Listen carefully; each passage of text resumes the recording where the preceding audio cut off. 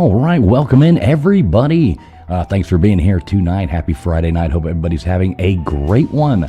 We've got a great show lined up for you. As always, we never fail to disappoint, or we never disappoint to fail. Either way you want to look at it, we do welcome everybody in here. We've got some people watching over on X. We've got people tuned in on all kinds of platforms all across of YouTube as well. So thanks a lot for being here. We hope everybody's ready to talk about. We got some 3-eye Atlas updates coming at you.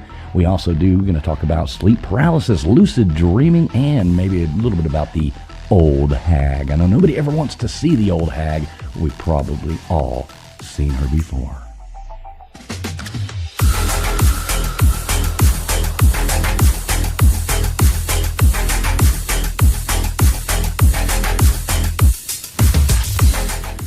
As always, we've got here with us our famous Instagram star, the philanthropist, the only lady I know that owns 2 jets, Gutterspub. How you doing tonight, Gutters? Doing great. Glad to be back. Yeah, good to have you back, as always. Plus, we've got the country music sensation, studio recording artist KJ joining us again tonight. How you doing tonight, KJ? Hey guys, happy Friday. Woo woo. Well, get that woot woot. Couldn't go on with the show without a woot woot. We got Nathan from Old Man Builds, our token mad scientist, coming in here to join us again tonight. How you doing tonight, Nathan? Great, man. Looking forward to some sleep paralysis. Everybody looks forward to that. And we've got joining us Joe Straight Dope. He knows a lot about sleep paralysis, so he's going to be teaching us a little bit about that tonight. How you doing tonight, Joe? I'm doing good, and all I got to say is if you're tired, go to sleep now, because after this, you're not going to want I like it. Don't get scared away. Don't get scared away, people, because we got to go in for you. And as always, we have our esteemed Mr. Producer. How you doing tonight, Mr. Producer? Look at that. The producer. Doesn't even know he's muted. Probably sitting there talking to us. I've been doing stuff in the back, hush. I haven't been able to sleep in the past couple of days because, well, it's definitely not because of sleep paralysis or anything.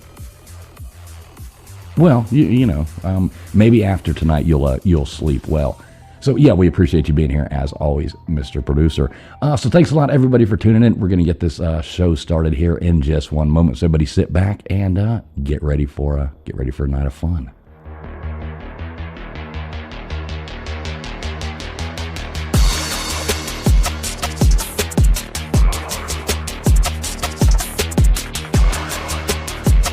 All right, we'll take a minute. We'll welcome in some fun people. We got Vortex coming in here. Good to see you, Vortex. We got Amy Lynn. What is going on, Amy Lynn? We got Troy V. Hey, good to see you, Troy V. Haven't seen you in a while. I was hoping to maybe see our Ohio State and Miami matchup. But, speaking of Dave Brown, the Bourbon Hunter, congrats on your Louisville Bird with Teeth beating my Canes. Love you, Dave Brown. Good to see you. Dozer up in here. Good to see you, Dozer, as always. We got Multi. Happy birthday to you. Wasn't it your birthday? I think so. I think it was Multi's birthday. Good to see you, Multi. Happy birthday. Dispatch Center. What is up, Dispatch Center? Good to see you up in here, brother.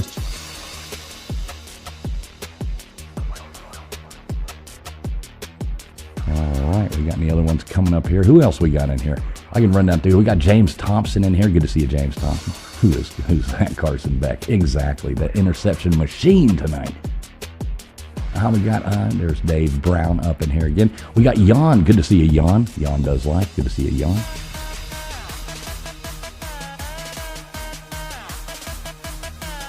We also have Sun Honey. We got Sun Honey. Good to see you, Sun Honey. There you go. We're running down through these things. We got Miss Scarlett in here. Good to see you, Miss Scarlett, as always. Love the picture. Lightspeed up in here. Good to see you, Lightspeed. Matt Dummett. What's up, Matt Dummett? Damn it, Dummett.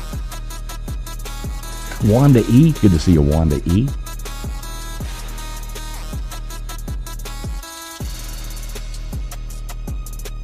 And Karen from HR, always checking in with us. Always good to see you, Karen. We are not misbehaving, I promise. All right, we want to flow down through there a little faster. That would be cool. It is hard to keep up with this Mr. whole Producer. MMO. I'll run down through it. I'll get the this. rest of it. I'll run down through it. We got Maui Howie up in here. Good to see you, Maui Howie. Son Honey, good to see you, Son Honey. We've got Straight Dope up in the chat. Funny to see you there. Honest Jeff, good to see you, Honest Jeff. We got Vortex in here. Amy Lynn, as always, good to see Amy Lynn. Let's see who else. We got KJ in the chat. What the hell are you doing in there, KJ? Let's see who else we got coming in here. It is hard to keep up with. A lot of people coming in on 4 channels. So good to see everybody. If I missed your name, I do apologize. I didn't do it on purpose. Big Dog Maw up in here as well. Good to see you, Big Dog Maw. So what do you say we get this dang party started? I know these people aren't just here to listen to me ramble on and on and on. So that being said, welcome in everybody. Thanks a lot for being here. Whether you're watching over on X, we got this streaming out on Gutterspub. We got it going out on Old Man Builds. We've got it going on LW's channel. He's probably going to be joining us here in a little while. Let's see. I think that's everywhere that it's going, but yeah, 1, 2, 3, 4. I don't know. It's going out on like 7 platforms. So we got 101 beautiful people in here watching us right now. Thank you very much to everybody being here, no matter where you're coming from. Make sure you hit that thumbs up. So take it away from me, guys. I've ran my mouth long enough. How's it going? It is. I don't know how you do that, man. Like I'm sitting. Okay, this is my first time trying to do it. What he does in the back, trying to click on the comments, and it's going so fast. I keep misclicking. I'm like, okay, I don't know how you do it. It's an art, man. It is an art. You just got to kind of just float away and just let the imagination go wild. I guess I just don't know, man. I just don't know how you actually end up doing that, man. That's just a lot of clicking. Lots of clips. And we still got more people coming in here. We got 3 awesome dogs. Good to see you, brother, as always. So on to the show. So what the heck are we talking about? I know we want to talk a little bit about 3-Eye Atlas. Baker, don't you have an update on that? What the hell's going on with 3-Eye Atlas? You know, that rock is still flying into space. Back to you, fools. There we go. Well, thank you very much. Just kidding. I think he does actually have some content to talk about 3-Eye Atlas. I'm hoping so, at least. Okay, yeah. Cool. I got some. First, I want to give an update from our favorite, not my new favorite person to follow is AZ Desert Rider 26 over there on TikTok. He is absolutely on fire lately. He's been posting some bangers out there. I gotta share this out for everybody. So now is he that loony guy that we looked at last week? Oh, sure, yeah. Okay. Yep. Very eccentric. Has he started like pacing around the room yet on his lives and saying nothing? Yep. Mm-hmm. Yep. So, anyways, this is the update. This is his latest thing. It's all connected. You know, it's always connected with this guy. He's going down some crazy ass rabbit holes. I tell you what, but here, just take a listen to this. About the rest of you, but it's kind of interesting, right? When everybody's supposed to be looking at the sky, the entire everything is cloudy. Ain't that suspicious how all of a sudden we're getting all these storms and clouds when we're all supposed to be looking at the sky? Makes you kind of wonder what cloud seeding does. Huh. We're on cloud seeding Amazing now. how everything's cloudy all of a sudden. Looks like there's clouds everywhere except for where there's not. Everything. Yeah. That was a hell of an observation you made there. So he continues on with this.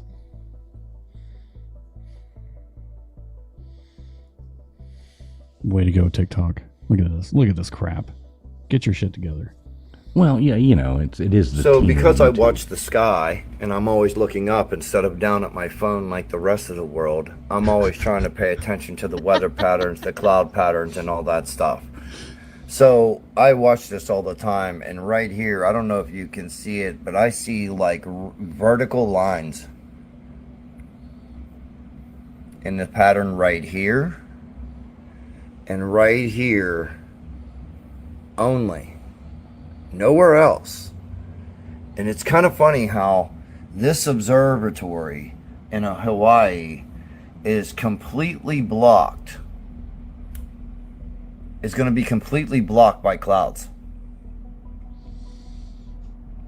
None of these clouds are moving. When you put this in motion, they're all not moving. That's not normal, people. There's no He jet hasn't hit stream play. happening. Like, you can put It this probably in just motion. has a bad and walk. TV. There's nothing happening here, people. So basically what he's getting at is that he thinks now HARP is been turned on. He thinks it's all been turned on now, and it's trying to block amateur telescope views from the 3i Atlas.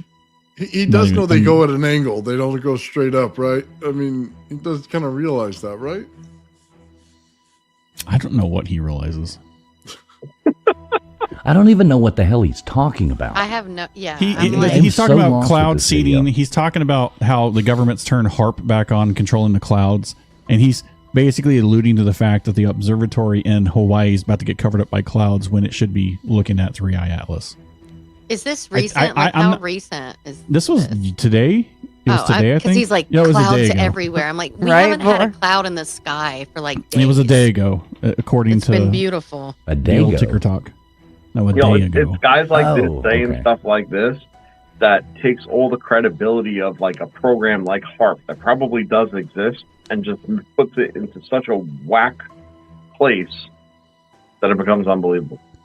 Yeah, and I'm not saying okay, listen, I want to go on record and say I'm not trying to put words in this guy's mouth, but I mean, he has it right there. Something's up with this. It's not right. Possible HARP being used. I'm assuming he's coming to this conclusion that you're using HARP to cover up these telescopes so they can't see 3i Atlas. That's just what I've come to my own conclusion. Don't want to speculate what he thinks. Fair. But I don't think there really has been any super critical updates with 3i Atlas. I do have another video that I wanted to show everybody. I won't show the whole thing. It's 12 minutes long. Of course, we won't do the whole thing, but it does do a really good job of kind of breaking down all of the updates so far that's happened with 3i Atlas.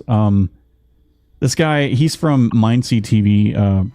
He's got loads of subscribers, but if anybody here hasn't subscribed to him, I highly suggest it. He's entertaining. I like his channel. So I'm going to play a little bit of his stuff just to kind of get it going. But It obviously, looks like I he's said, we about to won't- smack me or something. I know. I'm It's like, like, over ugh. here, like, oh shit, this guy's gonna jump out at me and rough me up or something. Hey, have you never watched any of his stuff before? No, let's check it out. He looks Okay. interesting. Here we go. We're going to play some of it right now. You know that I talked about 3i Atlas a couple months ago in a UFO compilation video, and I told you that you should be keeping your eyes on this thing. And why did the government shut down NASA's live stream? We have so many things to talk about, and I have some cool footage to show you that you might not have seen. I'm going to give you all the updates that you need to know right now.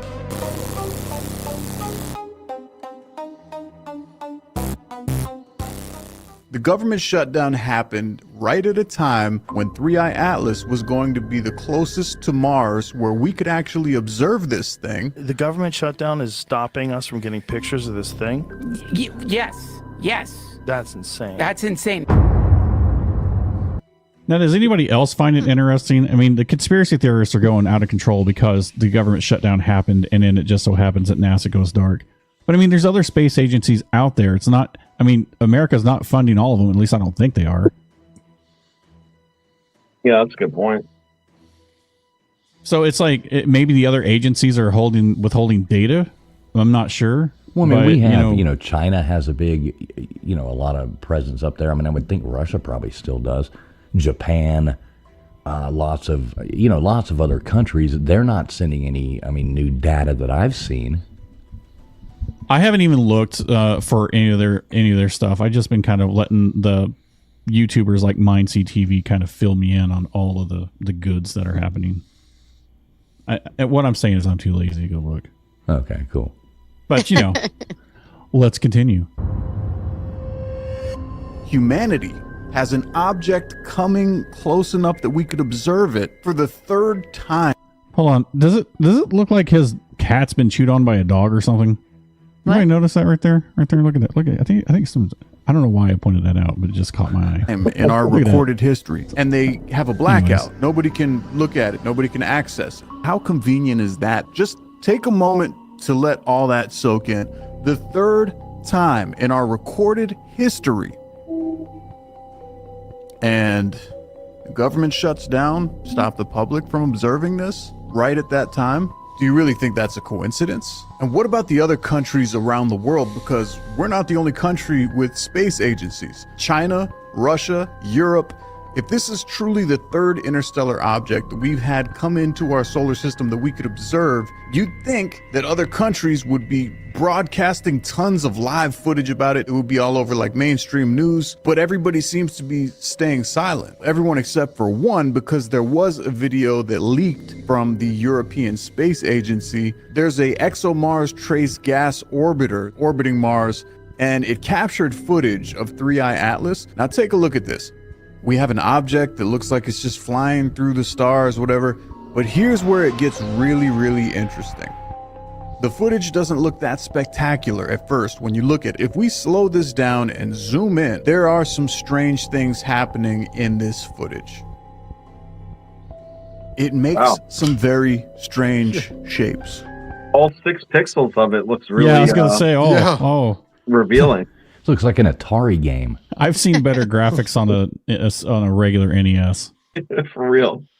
It's got some good stuff he's smoking. Look, it's a ghost sprite. Ridiculous. Wow. I mean, I kind of feel like a lot of these folks are stretching, but it's content for him. It's definitely content. But yeah, I feel like some of these folks are stretching. But here, I'll play a little bit more of this because it does have a, I don't know. You tell me. It changes shape as it's moving. If you look, you could see lights around this thing in a square shape turning on and off as this thing is moving. Now, you guys remember last week how our buddy Arizona bike rider guy, he was talking about the armada of ships coming. Oh yeah. Oh yeah. I mean, this is the same stuff that people were talking about last week and how there's other objects coming with this 3I Atlas interstellar space rock.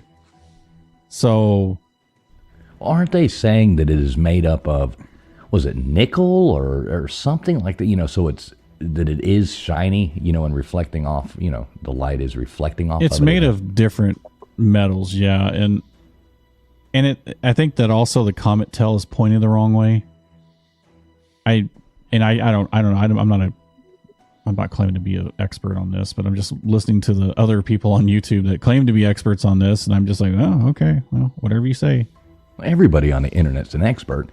I mean, the thing is very odd, and what it's doing is quite interesting, and it is it is interesting to watch and keep up with it. And I did see somebody said it's behind the sun right now, and it is, I think, still behind the sun. But are we going to be able to view this thing like in the night sky when it goes past Earth? Or no? There are amateur astronomers that are catching it with their telescope, yes, or have. But I still haven't heard. It's like ever since the government shut down, the whole idea of moving the Juno spacecraft away from Jupiter and having it intercept this, I have no idea where we're at on that. I still think that's the best idea I've heard. And then, of course, if it doesn't happen, you're going to have the conspiracy theorists out there saying, well, the government just doesn't want to see it. They don't want this information out because it's really what this is. And I don't know. Maybe we could put the IRS on it. I mean, that's the only government agency that's still working during a shutdown. Oh, of course, right. Yeah. You speaking from experience? No, thank God. All right. I'll play a little bit more. It's weird looking. And I don't know why it's weirder than other comets. But it does seem like it's going, loop, loop. It's like rolling in a weird way. It's what it's releasing is the weird part. And there is some explanations for why this thing is making these strange shapes. What scientists are saying is that it's due to gases being released. In other words, this thing is just flying through outer space, farting and doing backflips. But to me, it looks like it has blinking lights on it, or it's just changing shape or formation. I don't know, but I don't really look at enough of these to know if that's what comets normally do. But here's the strangest part of all. This is like the newest update. Scientists are now saying that 3I Atlas is flat. 3I Atlas, one of the most... Oh, God, here we go. The flat earthers were right. Oh, my God. So we got a flat Oh, us globetards are really fucked. I fell out of my chair. I love it. Yeah. Let's hear it. All right, we're moving forward with this. dazzling objects to enter our solar system ever. The object is super flat and it emits a visible glow even when sunlight is minimal. What makes it even more mysterious is that the light appears to come from within rather than from being reflected. Another unusual trait of 3i Atlas is self-illuminating pattern. The glow at the front of the object suggests that some internal energy source may be active. This could indicate either an advanced reflective composition or a form of energy output we have never observed before. So when we look at all the things together that scientists have been saying make this comet so strange, now they're saying it's flat, it's made of mostly nickel, there's no iron traces in it, it's been emitting a strange glow. They're saying that it's turned green at times. They're also saying that it didn't have a tail behind it, it had a tail in front of it for a little while. It's been changing course every 4 hours or so. And the reason that they're saying it's changing course is because the gas being emitted is like making it flip-flop as it's moving around. And if you didn't know, it's moving like 137,000 miles per hour. Insane. So yeah. There's a lot of insane stuff that was just said. Yeah, like who did their animation? They said it's completely flat, and then you see this rock that's not flat at all. I know. And then everything was spherical, and we're seeing lights on it. It's like, oh my god, dude, why don't you just stop all of that? Draw the picture. I know they at least could have got a good like lake skipping rock or something like that. Right, Up there. I mean, could you imagine flat. trying to skip that thing down the lake? Ain't no way that's going to happen. No. And can we talk about what Joe Rogan was wearing? What is happening in that episode? Did you guys see that? Yeah, I noticed they were like dressed like priests, I think. Right. Is that? I was kind of wondering too, you know. Yeah, that was kind of weird. Anyway. Not sure. So this next section of this video, it goes over what we talked about before last week, and then I brought it up week before last about the wow signal and how this is coming from the same general area. This is kind of the last part that I wanted to show you guys before we dive into the real reason we're here. But Tanner, take a look at this. Well, the weird part is coming from the same part of the universe where the wow signal came from. Yeah, that's weird. That's weird. That's fucking weird. The wow signal was a transmission that was picked up in 1977.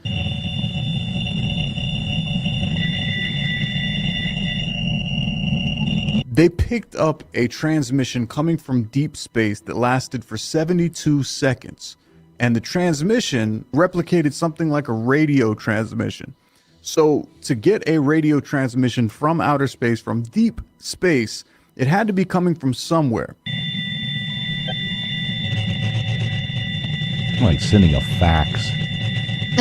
That's exactly what it sounds like. The person that discovered it literally wrote "wow" on the transmission printout, and that's how it got its name, the WOW transmission. This is where it gets interesting. 3i Atlas is apparently coming from the same direction and the same part of space that transmission was received in 1977. That's kind of odd, because if I point up right now at the sky, there's a million different directions to point, okay? Standing on different places in the earth, there's a million directions that we could point out into space.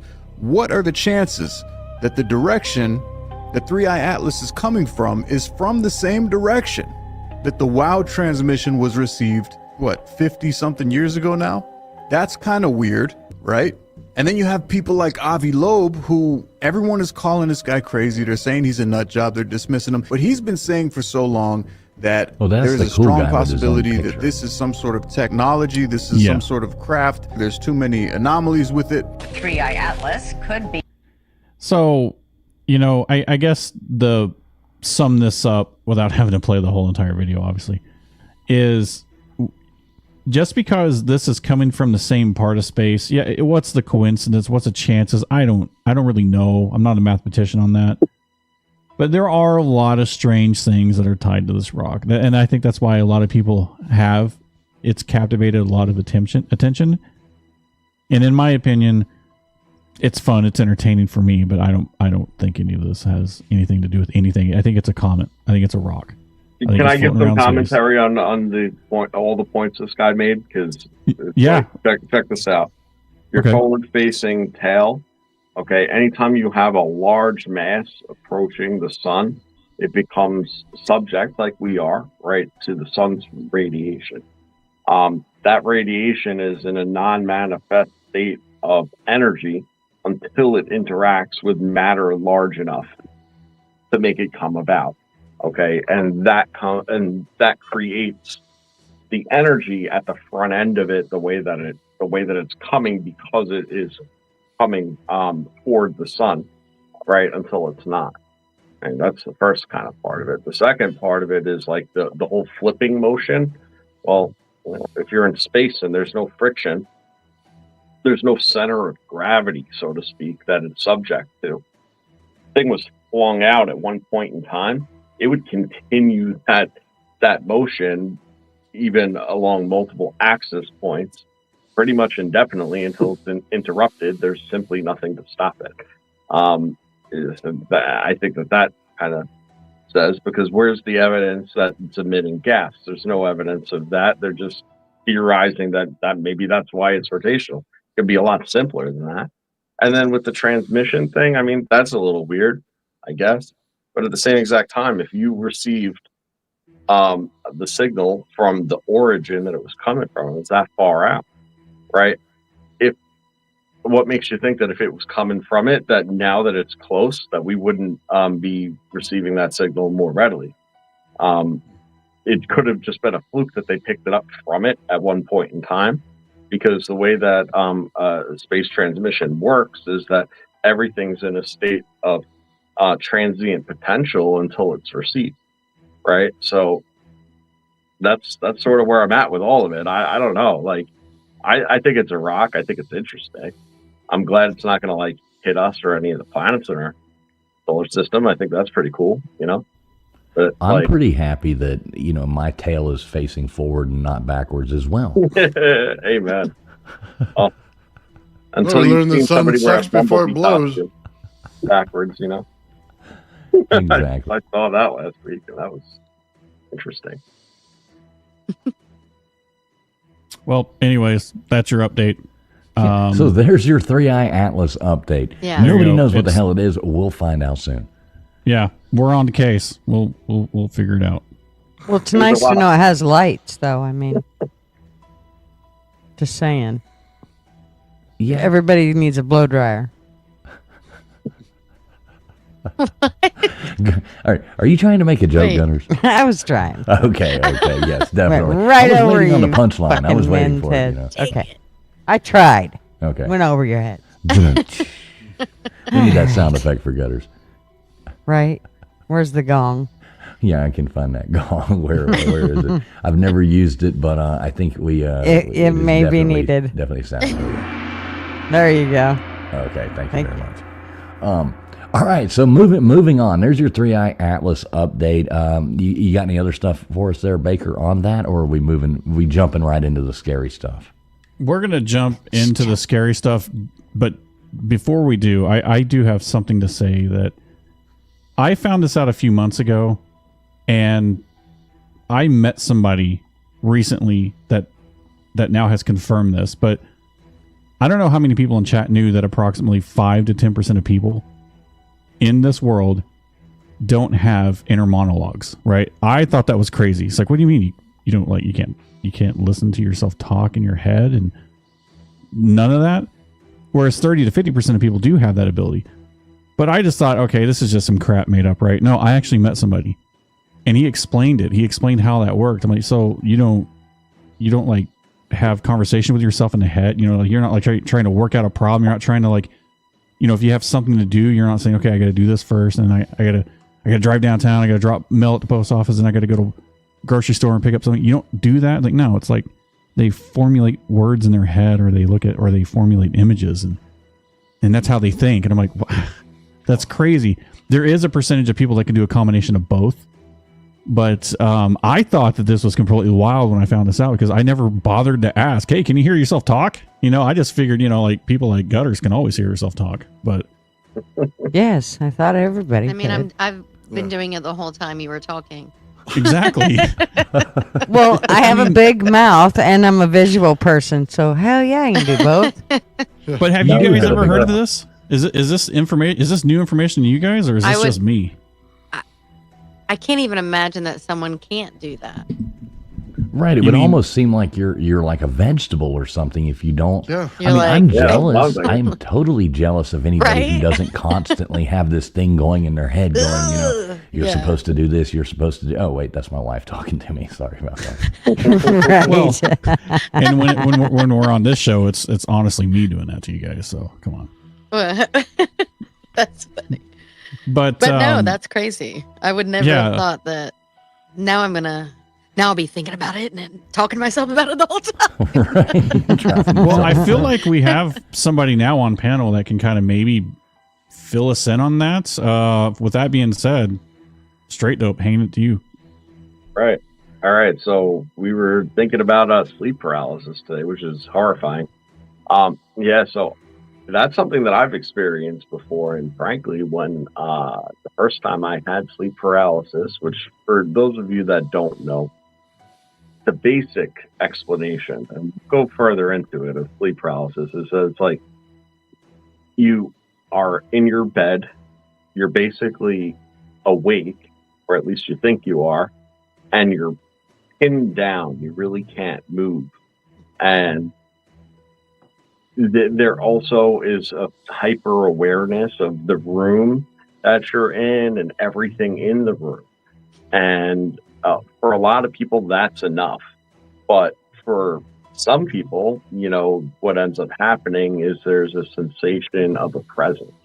And that presence often becomes visualized in a very realistic way and more or less superimposed over the reality of your room.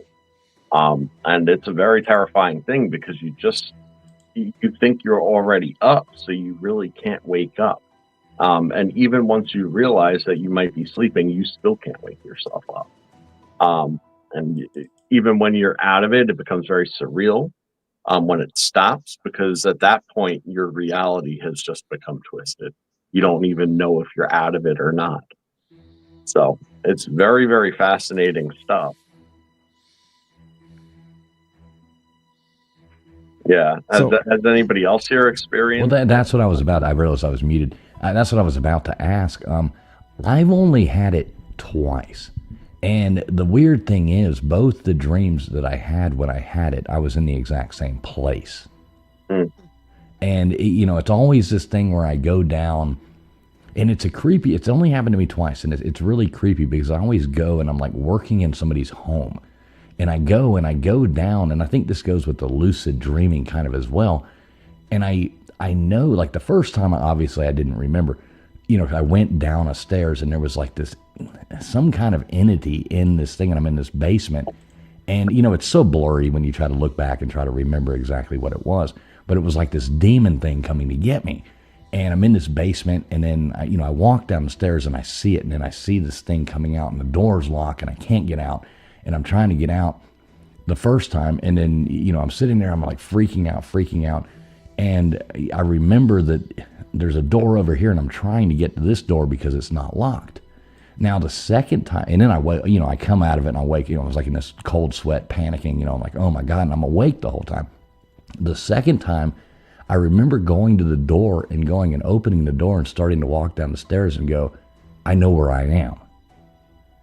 In my dream, and I went down, and the exact same thing started happening, and I managed to go to that one door that was unlocked and got out and woke up. And it really freaked me out. I've never had that since, but I'm always scared if I'm ever doing work in somebody's house or anything like that, then I'm going to go and I'm going to walk down into a basement and be like, holy cow, I'm in that basement. Like, no, I'm going straight to that door and getting the hell out of there. But yeah, that's my only experience with it. So here's the thing. Now, what you said is horrifying, but that's not sleep paralysis. The sleep paralysis is different because there's no question as to where you are. It's not this familiar sense. You're literally looking at the room that you are physically in. And right. I think that would go more with the lucid dreaming is what I was getting at. Yeah. If you were like somewhat in control of it. Right. I remembered the dream again. Yeah, I wasn't really going with the sleep paralysis, but more with the lucid dreaming. By the way. Yeah. But there's all sorts of weird stuff I could tell you about dreams and just that I've experienced and just how it comes to be. But kind of cut to the chase with the sleep paralysis. I'll tell you about my first experience. So I was laying in bed alone, and I woke up and I literally just tried to move and I couldn't, and that kind of freaked me out. And I felt like something pulling on me, and like it was like a very heavy feeling, like heavy gravity. That's the best way to put it, just like pinned down. And anytime I tried to move, I couldn't. And I looked toward the doorway, and in the doorway was this smoky apparition. It was like this wispy, smoky apparition. And I became like very convinced at that point after feeling this like tugging, because it was like not a physical tug. It felt like wind, but inside of me. Like that's how it kind of felt. And it felt like it was being dragged toward this thing. And I actually felt like, even though I wasn't really moving, I felt like I was being dragged toward this thing. And I could like feel it,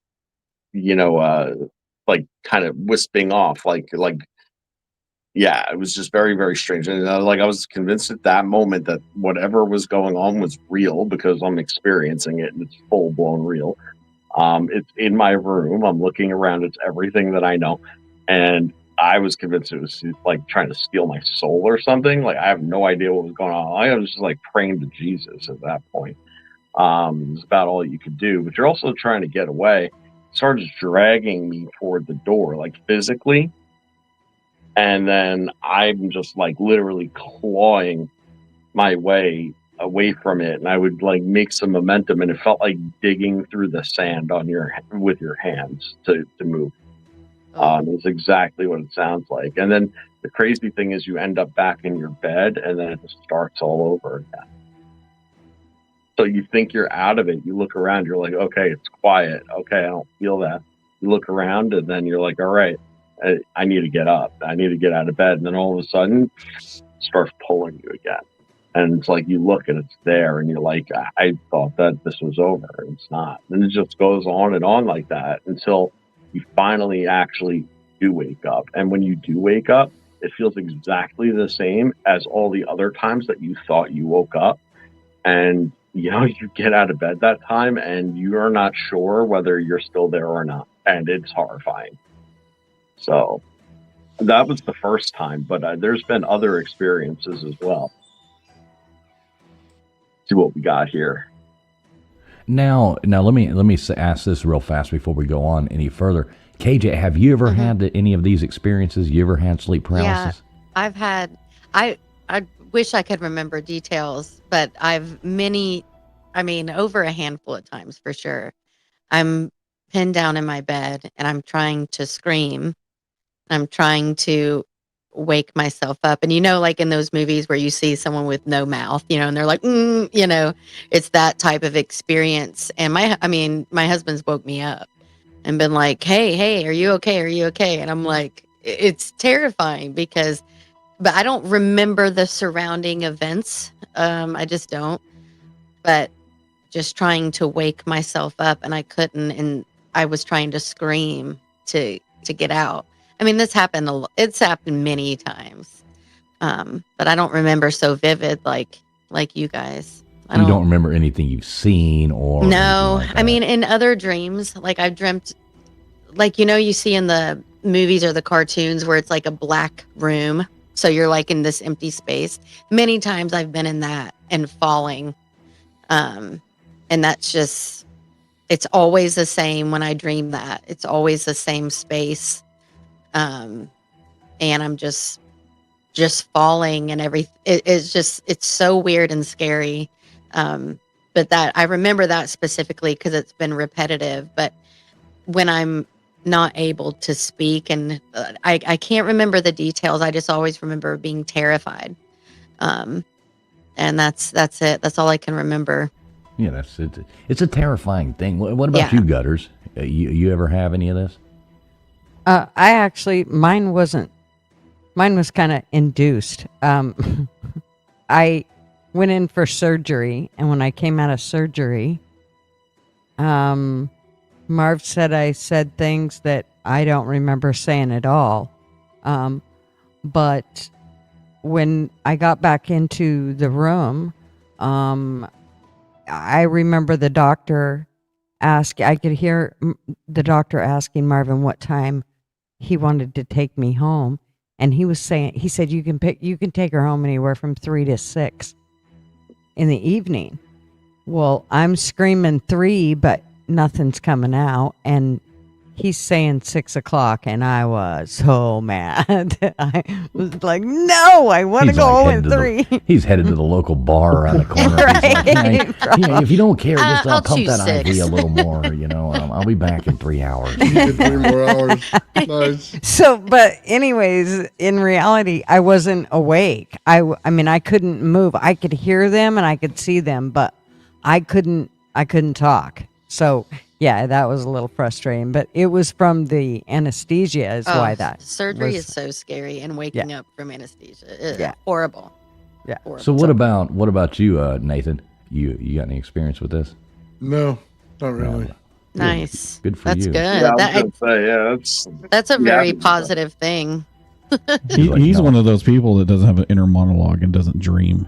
I got Is that true? Inner monologue. Okay, yeah, the inner monologue. He's calling me a motherfucker right now. My He's daughter, like, close. my daughter used to sleepwalk, and I'd be watching TV out in the living room, and all of a sudden you'd see her. She'd been asleep for hours, and I'd see her get up, walk right in front of me, and head for the door, and it's like, "Where you going? No, and she's asleep, and scary. the worst was trying to get her back to bed and not really wake her up. So yeah, that was a little freaky, and she did that several times. But yeah, that was Joe, listening to your story, I got kind of a visual image in my head, and I just wanted to share it with you if they'd put it up. It's kind of what I was thinking that was going through your head at the time. Yeah. You guys put up the picture? You got that, Baker? Or you want me to do Yeah, I'm doing it right now. Okay. Sorry. This is pretty funny, actually. Oh, my God. Oh, my God, Nathan. Yeah, except it wasn't a gray, man. It wasn't a gray. Well, I mean, I you got said you couldn't frozen, move, and every time you moved, it kept clawing you back. I figured they... I like the probes, though. That's good. a familiar looking probe. I appreciate the placement. You were triple probed. Hey, listen, I'd rather 3 probes there than one where it belongs, huh? Well, that's all we can see anyway. Yeah, that's fair. Oh, I'm saying, judging by the look on my face, it might be right. Oh my God, that's so funny. So what? That's hilarious, though. What about you, Baker? You ever have any experience with this? Sadly, yeah, I have.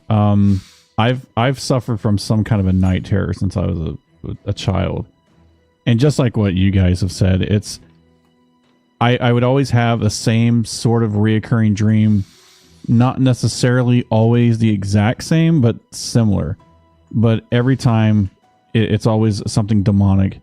It's always something pulling me under the water or under a bed or under something. I'm always getting pulled down.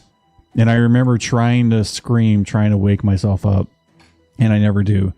I've had, people tell me it sounds like I'm whimpering when I'm trying to scream, but it's too, like, later on in my life, I've now learned it's so weird because when I have these dreams about 3 to 4 times a year.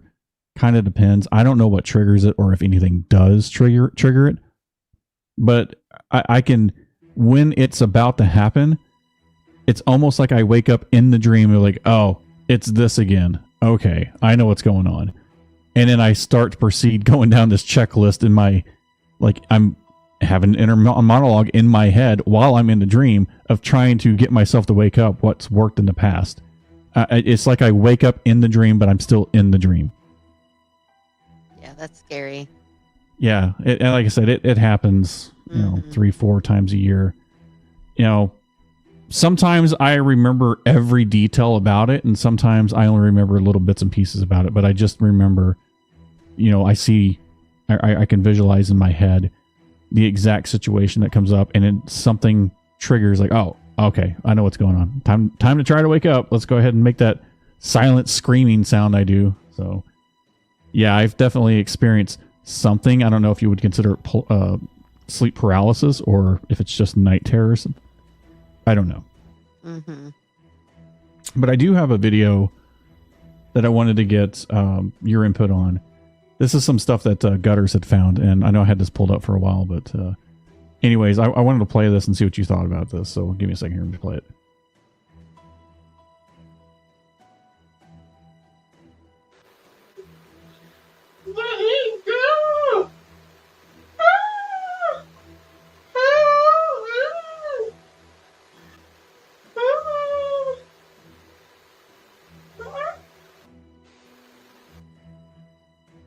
Is that her cat on top Yeah, of her? It's the cat pet's on like, top of what her, the hell is happening? But she's clearly making. It sounds like she's trying to scream and wake herself up. I don't know. What do you guys think? Yeah, And that's what it sounds like. Notice no movement either. Like she's not moving. Yep, that's the paralysis part. Yeah, right. Like, yeah, she just is. Maybe she just talk with her mouth. Like, I don't even see her mouth. She's trying to. Yeah, I Cat know the ain't poor trying to help cat's her, like, that's for sure. help me. Yeah, that poor They cat. try to help her at all. Yeah, Cat's I like, haven't- I'm sleeping, B. I haven't seen any of these, so Gutters, if there's something inappropriate in here, this is your fault. But here's another one. No, I didn't. Wait! What is that? What is that? Hey, put that down. Put it. Don't do anything with that. I don't know what that is. Hang on. I don't want you to do something that might hurt somebody. Oh, come This on. kind of reminds me of my daughter. Like, Where are you? Anything? No, looks good. Okay, look good. That's literally a failure of the, neurological system is what it is. They failed to shut her body off while she was screaming. Yeah. That's the problem. Yeah, that's weird. Yeah. Yeah, usually when you're trying to, now I'm telling you, when you try to do these things, I told you I didn't get there yet. But when, you're trying to keep your body asleep while keeping your mind awake, that tends to be the trick to these things. And it's also the cause of sleep paralysis, right? But that's the opposite. That she's asleep and her body is acting on it. That's dangerous. All right, here's the last one I'll show, and then we'll get back to it. Ah! What the baby? Wake up! Wake up! Wake up! Come just.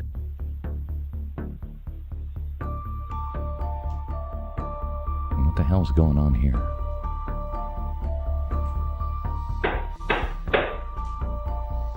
but watch how there's no movement from him. Like, it's like he can't wake up. Probably just drank a He could be bottle of tequila. drunk and Right. This is me. Yeah, I don't think so. Open the door. Aren't you waking up?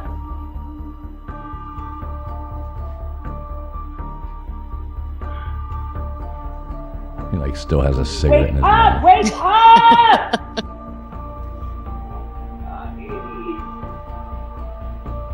Wake up! Wake up! What the? Dude, I'd be like, I'm out, I'm out, I'm out, I'm out. Yeah, that's just paranormal. What that is. Hold on. Oh, Hold who opened on. the door? That's why I Why- love having why- dogs. Hold on. What's these three cups? I feel like they get yanked at the same time. Is it 3 cups? That's what It's that is. 3? That's three. There's three No, cups that's a there. thing. Looks like That's candles. That's Yeah. the three. That's There's- 3-eye Atlas. Yeah. Whoa. That's right. Oh no, it's not flat. I'm I glad you clearly guys- see the round. I'm glad That's you not guys 3 picked up on it. cups. That's one object. It's whatever these cups are. Watch, or whatever these objects are. Watch. They kind of fall in a way like they were yanked. You see what I mean? Yes. Yeah. I know, but I want you to notice how he does not flinch. Well, he does not. You have not seen my husband. I think it's really weird. Most people would wake up by the time somebody, or kind of move. There's no movement out of him. Unless they throw a backhand or something, you know. Yeah, something. I mean. Yeah, that's true. Yeah. Well, and there's also, you see what perceives to be everything that's transparent there. That's dust. But there was one object that did look like an orb because it was really bright and it kind of was awkward when it was kind of jutting around the Let's screen. see this orb you speak of. Right there. Yeah, where? I've seen it. Where? It kind of shoots down the left side. Yeah. Oh. It's a lot quicker than the others, but now that I think about it, it might be a bug. Dust. No, nope. That was weird. I don't know. Well, he might wake up if there was a probe. That's like the stuff that happens in Upside Down, Stranger Things, right? Where it's like falling ash, but it disappears. Oh, I love Here that I am. show. I'm dissecting this video because that's dust right there. You see how it's flying and I it's know, but going so fast? they're not asking. That wasn't their whole point. Their whole point was something knocked on the door. She could not get him awake. Like right there. You see that right there? What? You see that orb? This to me that looks like an orb. Okay, let's ask the ultimate question. Why are they filming themselves sleeping and doing this? I already had that question. Well, I mean, like we have cameras around our house. Hey, we don't. There's no judgment here. Like absolutely. It's a man and a woman, and they both identify. We're good with it. Anytime things like this are set up that perfect to be staged with the 3 cups right there in the thing, I call BS. Yeah, Maybe. I don't know. I didn't BS. like it. Like as far as being real, BS. entertaining though. Yeah. Mm-hmm. Realistic. Yeah. The other You didn't ones wake I up. was I mean, I don't more think I would have woken up interested either. in. I don't know that. I like looking at those kind of videos and then breaking it down. So you guys just kind of went through the mind of me while I'm looking. I was like, what the fuck? No, what the fuck? No, that's not real. I like doing that. Yeah. Now you guys know what I do when I get bored. So that's what you do when the what I voices in your head stop talking to you. When he wants to argue with somebody that can't When I wanna argue back. Yeah, exactly. Bullshit. Bullshit. That's funny. I like it. Yeah. That's a good thing. All right, so back to topic. Straight dope. You got more on this? Let's I let's do. hear it. Right. So I'll give you a little backstory on it, so it starts to make more sense. Right. So after that, real quick, I hate to interrupt you, but I don't know how you say this. Saline Dunn. Yeah, the entity. I remember seeing that when I was young. I remember that movie. That was there was that one scene in there. As a young kid, it was like kind of the hot scene in the weird movie. Yeah, I remember that movie. That's yes, my the Canadian girl, and I don't know what the entity it's is. Kaylin. Never heard of it. Yeah, Kaylin. Yeah. So anyway, yes, I remember watching that movie. Sorry about that, straight dope. all good. Yeah. So after that first time that it happened, it actually happened a couple of times after that in short order. Like I don't remember if it was exactly like the next night or the couple nights following, but it happened like 2 or 3 times in pretty short order, and then stopped. And man, I'm glad when that stopped. That's what I'll say about that. But years and years pass and whatnot, and there came a certain point, where I started, trying to learn meditation. So I learned some different meditations at first, and it starts off pretty simple and peaceful, where it's just like, oh look, now I could calm myself down. Oh, I'm able to get my breathing under control. I could reduce my heart rate in half the amount of time if I'm in an excited state if I want to or whatever. Right. But the further you kind of go into these things, and the more you practice, the more control you sort of get over your entire existence, you know? And what you start to realize, the deeper you get into it, that a big part of the meditation is about like body asleep and mind awake. And the whole purpose of trying to do this is to get your conscious mind and your unconscious mind to kind of link up and work with each other while keeping your body in a still state, because your body is actually probably like the thing that is, you know, your you know, the thing that weighs you down in these higher level experiences, right? So if you could just kind of let go without the confines of your body, right, then all of a sudden you start to realize, man, I could get into some profound realizations, experiences, and so on. So I went down that road with it. And with that, what I ended up realizing is that a lot of the meditation type experiences that were very similar to sleep paralysis events. The only difference realistically being that I was able to actually, you know, go higher than just being stuck in my room, but the body is still there. Now, the problem with this is that when you open up these doors, especially if you're none the wiser, you really leave yourself susceptible to actually experiencing sleep paralysis events on a more regular basis, because you go, anytime you enter into a sleep state, you know, your mind just keeps kind of going, and it's in like full conscious control despite the rest aspect. You know, then I started getting these events again, and they were horrifying once again. But once I realized what it was that was kind of happening, I realized that you could actually control these things. And that's what's crazy. So there's like, I don't know what the numbers look like. I never really researched it all that deeply, but my understanding and something that I experienced is something called exploding head syndrome, right? So you get into these states where and we've all experienced it, but we all have natural mechanisms to keep us out. So if you're in that state where you're relaxed and you're falling asleep, but your mind is still awake, you could feel yourself kind of like fall into the sleep, but then like you get startled out of it because you're still conscious, right? So you'll like jerk or something like that, right? Right. Well, sometimes, you know, it's associated with a sound or something like that. So like for me, it's like a static, like a something like that, right? And that's me falling into it. Most of the time, that's enough to jerk me out of it. But once I realized that, well, no, if I just actually let it happen and kind of embrace it, well, then you fall into a sleep paralysis state. Okay, but you're not afraid of it because you've caused it. And then you could actually get up and wander around. It's pretty interesting. You know, it's like really crazy stuff. But yeah, I've had this happen to me involuntarily after that a couple times too. And I've seen like some interesting stuff that I didn't even know what it was until after I saw it. Like I saw like a djinn one time. That was pretty crazy. Like I was just laying in my bed and I was like, oh, look, a black flame. Hey, how are you? And like literally like, What did you call it? What was that? Like a djinn, like Jin. It's like it's where like a genie comes from, like the whole myth of a genie in a bottle, that sort of deal. Like the same thing.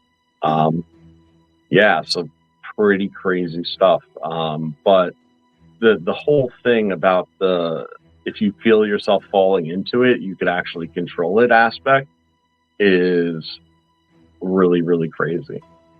You know, if you literally have to consciously say, this is happening, let it happen.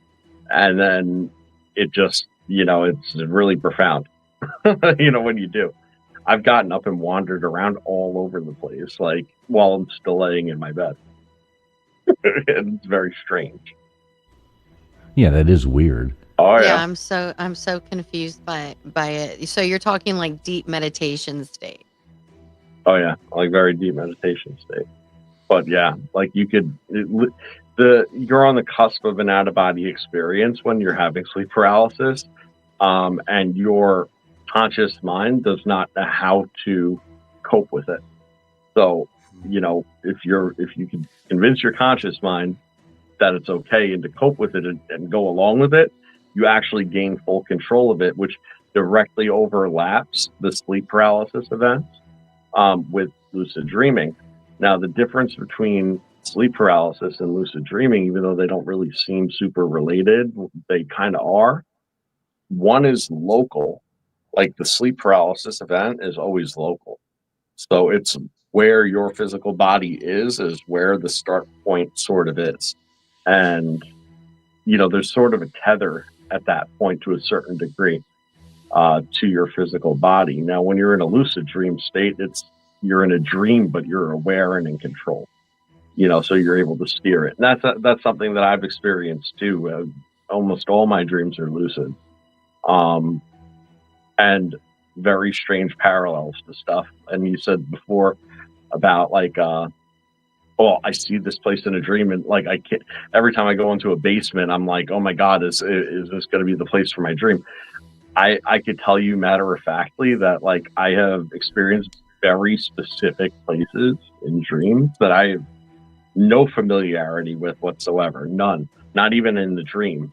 It did not feel familiar in the dream, but yet I've actually seen these places after the fact and was like, wow, wild deja vu. And so then it wasn't like a significance. It wasn't like a DMT kind of thing, right? I've never done DMT or any drug for that matter. I mean, smoked some weed when I was younger, but so with everybody you've talked to about sleep paralysis, and this is me putting on the old tinfoil hat, but do you think that it's possible that it could be a cover story for like an alien abduction or an interdimensional contact that the brain can only process as a dreamlike paralysis? No. Okay. So, I mean, and, take this with the grain of salt that it's worth, but, I personally believe that like the consciousness, is broken up into parts and it's not local to the body. Like, the body and the brain and everything like that is sort of the, mechanism in which it operates and the antenna in which it's received. So we perceive our thoughts as being in our head because our brain is the antenna, right? But at the end of the day, it's kind of coming from somewhere else. So where is that somewhere else and how do you get there? Part of you's there all the time. The biggest part of you's there all the time, right? So that tends to be like kind of the existential question at that point, I think. And, that's what meditation's able to do. Once you realize that if that's there too, well, what else lies there? Well, all of a sudden, this stuff starts to make a lot more sense. It becomes a lot stranger because this is more than potentially you just experiencing it. It could be, you just having a higher degree of perception in those moments.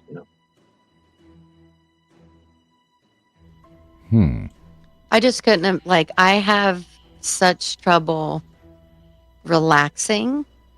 Like truly relaxing. And I took an acting class one time in college and we had to lay there and there's like completely relax your body. And like, it was so hard for me. And I realized like what a intense person that I am. It's just, I can't imagine ever being so in such a deep type of meditation to where I could. I mean, that's just, I couldn't even imagine. I mean, I think like anything else, it would come naturally easier to some people than others, but it's one of those things that it, like anything, is a learned skill. That's all it is a learned skill. I mean, right now I feel like so it's just right. Honestly, the topic that we're discussing is a little bit of a tense one in the first place. Soul-sucking apparitions, out-of-body experiences, all this stuff. But I'll tell you something lighthearted that would make you feel a little better. I had this dream that I was in like this RV, that I thought was an RV, and I don't know what I was doing there. All right, and this RV, the person that I was with that I knew, but I don't know who. Like they were familiar, but I don't know who. Was like, oh yeah, well, it was Gutter. It might have been. Why don't you show me around? So I was like, show me around the RV, you know, and we're like in the front of this thing. So I get up and like I walk, and there's like a hallway. And I'm like, well, that's crazy. This is an RV. And this RV just like went on and on, like the size of like a trailer. Okay. Like literally a trailer. And it was crazy because it was like a 70s, like 60s, 70s time capsule, like with like green carpet and like wood paneling and like a wood burning stove with like a stand ashtray and like old ugly chairs and like bad drapes and like the whole 9 yards, right? And like then they're like, oh, and you want to see the kitchen? And there's like a kitchen, and I was like, yo, how is this an RV? This is like, how's this thing drive down the road? And then it had like multiple bedrooms and like a full bathroom. And there's like this everything was super specific. There's like this one bedroom where it's like this guy's guitar and then like his music and stuff. And sounds like eating mushrooms at a Grateful Dead concert. Actually, it sounds like right? sounds like you're explaining in an RV that I've seen on one of these RV shows, and that they've redone the entire, and they've made it like a double-decker bus, and so they have like 2 levels to it, and and they have, you know, like 7 kids that live on it with them, and something like that, right? Yeah. So hold on, so I had that dream and it was super rad, and I was just like, yo, this is such a weird dream, like it was so random, and I remember so many specific like things about it. And then like I was literally about 2 weeks later, I want to say, I was literally on Facebook Market or whatever, you know, and just like looking for something random, and then just out of nowhere it came up this trailer for sale. It wasn't an RV, it was a trailer. And I saw the main picture, I was like, what the hell, that looks so familiar. Like I clicked on it, I was like, oh my god, this is it. I had to save the pictures. It was mind-blowing. Like it was it to the T, every last detail of it. For the most part, like I was like, it was just wild. You should have went and checked it out. Yeah. Another time I had a dream, it was like this random park or whatever, and there was this hyper specific like pond looking thing that was fenced off in this very specific way with this very specific fencing with like bushes all around it and this narrow ledge all around it, and it was like a fake pond. It was like concrete, right? That sort of thing. I saw a YouTube video that I stopped and had a screenshot because there it was, probably about a week or 2 later. I try to find the significance in these things and I simply can't, but you know, it's just super strange. Yep. Yeah, the whole topic is strange. Mm-hmm. So what about like with like the old hag, you know, syndrome and stuff like that? You know, everybody's always talked about that with, you know, it being the same people seeing the old hag, you know, you know what I'm talking about, right? Yeah. I got divorced 2 years ago. I like Wait, it. did we marry the same person? Nice. Probably. That's that actually really funny. you got to get some buttons. I'm telling you, for stuff like that, right there. Yes. Just ching. Seriously. Wow. That's pretty funny. Now, Baker, did you fire up the phone lines? Yeah, the phone lines are ready. Woohoo. I want to see, I'm curious if anybody's going to call in and talk about their experiences with possible sleep paralysis, or ask us some questions. I mean, don't be afraid, call in. Well, there was a bunch of people talking about their different dreams and stuff. So hopefully, don't be shy. Dude, call in, bruh. There's people in the chat talking about their sleep paralysis and all this stuff. So we know you got them. I'm gonna bring them. We know you got them. All right, Baker, do you want to give the rules? You know, explain how the call-in line works, or what do you want to do there? As always, yes, I'd like to give the rules. You know, who would I be if I didn't do this? Baker and his goddamn rules. Gosh. Yeah, that's right. Hold on, let me get my checklist out here. And at least cam up so that, you know, we can see you when you do this, and put your glasses down on your nose so that you look like you're serious. I gotta go get my powdered wig first. Be right back. You get my powdered wig. No, same rules apply as if you're calling into a radio station. please, for the love of God, don't talk to us on speaker. It echoes, and also there's a delay. So just keep that in mind. We tried, at least on the panel here, we keep that in mind that there is a second delay when somebody's talking on the phone to us. So keep in mind, none of us are professionals here. We didn't quit our day jobs. So with that in mind, don't talk on speaker. If you're international, sorry, you can't call in. And the phone line is 775-644-0664. Yes. Right. If you look at the stream, right up there on the top right is up there flashing by our burned out open sign phone lines. Open 775-644-0664. Anybody's welcome to call in, tell us about their experiences. I did see a lot of interesting things going on in the chat. Who is it saying? Sailing done there. It's Kaylin. Don't be shy. You're more than welcome to call in. We don't bite. Mellow Alchemist wants to know where Crispy Treat is to call in. Oh, yeah. Oh. Okay, so the one thing I want to say is when you call in, if it's busy, if somebody else is already online and it's busy when you call in, you just need to call back because he does that so that you're not just sitting there beeping and we can't hear what everybody's saying. So if you call in and somebody's online, you have to wait till they're off and then you can call in because it'll just tell you that it's busy. So just keep that in mind. Thank you, Gutters. Yes. Thank you for explaining a busy signal to people. Well, no, it's just the fact that most people did not call back. So I know. We get a lot of missed calls when people call in. But anybody's welcome. Call in. There's the number. I'll say it one more time, 775-644-0664 for you people in the back. There you go. Anybody want to call in, tell us what you think about it. So until somebody does or anything, we'll just keep talking about it. So, Nathan, you've never had any experiences with this. Straight Dope sounds like you've had a lot. Baker, he trembles or something, he said. KJ screams in her sleep. Gutters, just goes and, Marv drops her off to get some random surgeries done now just so he can go to the bar. I've never had a whole lot with it, but it is a scary process.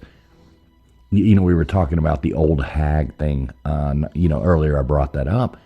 That's like one of those things that went viral when a whole lot of people kept seeing the same thing.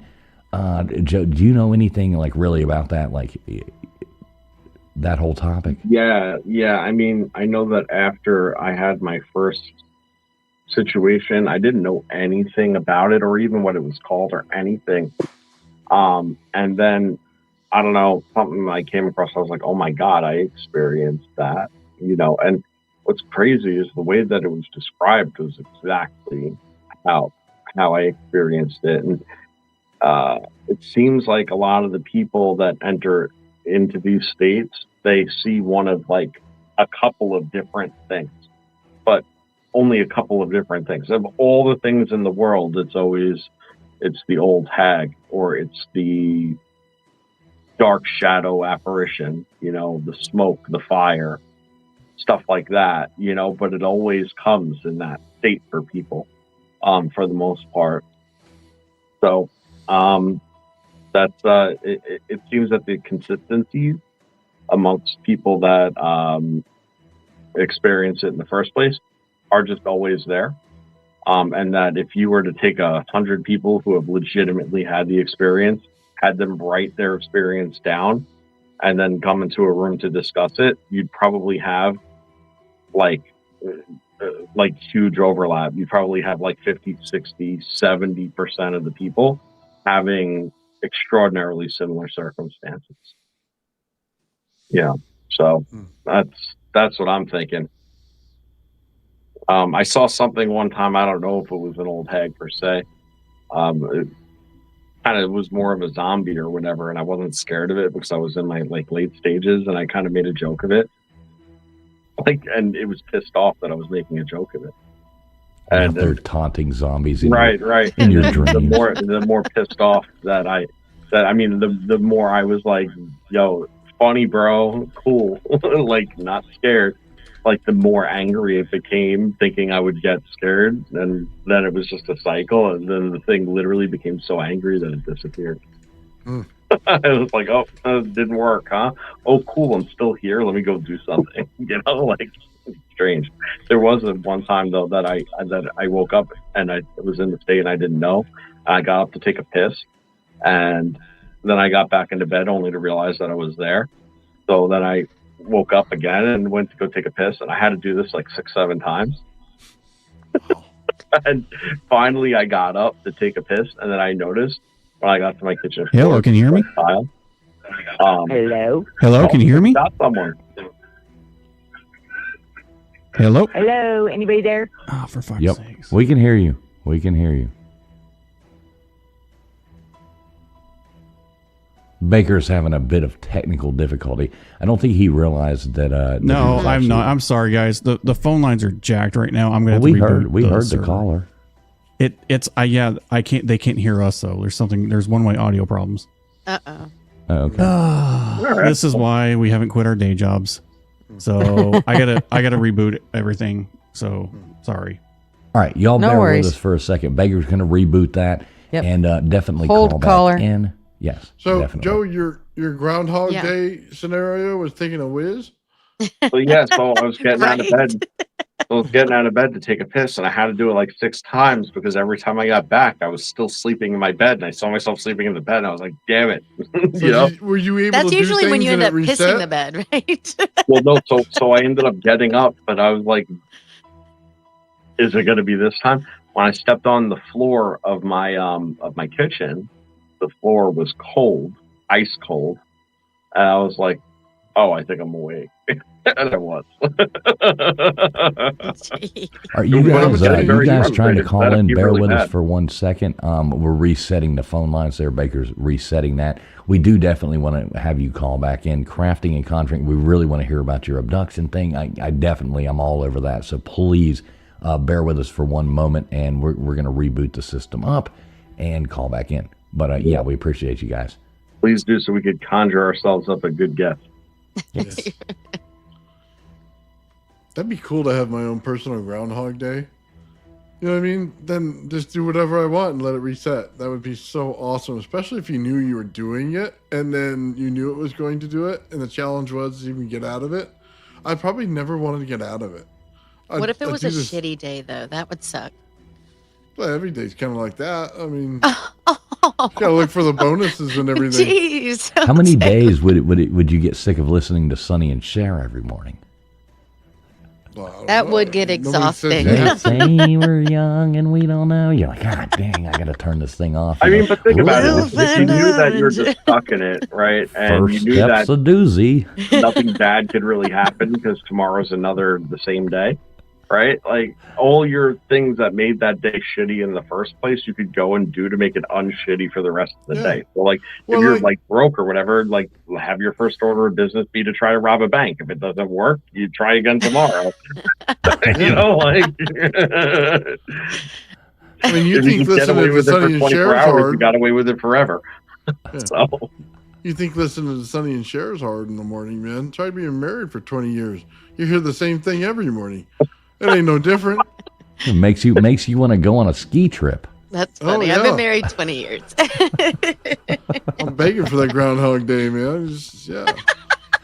It's like Sonny Bono. He's like, God, I can't listen to this woman anymore. I'm going on a skiing trip. You know, don't mind me. First tree. He's like, Oh, come on. I got you, babe. Wow. That is so. Jeez. So wrong. But, Yeah. you know, That is so wrong. got an up close look at the scenery, huh? right, Oh, exactly. jeez. Yeah, it barks back at you. Well, with her, you saw the Wow. scenery every day. That's so sad. Multi put the little skiing guy in there. Okay, I got him working. I apologize. Sometimes it just takes a reboot. Don't want to apologize, Baker. Like you said before, big none of us deal. have quit our day jobs. Yeah. So are they back and running? They are back and running. I just tested it, so my apologies.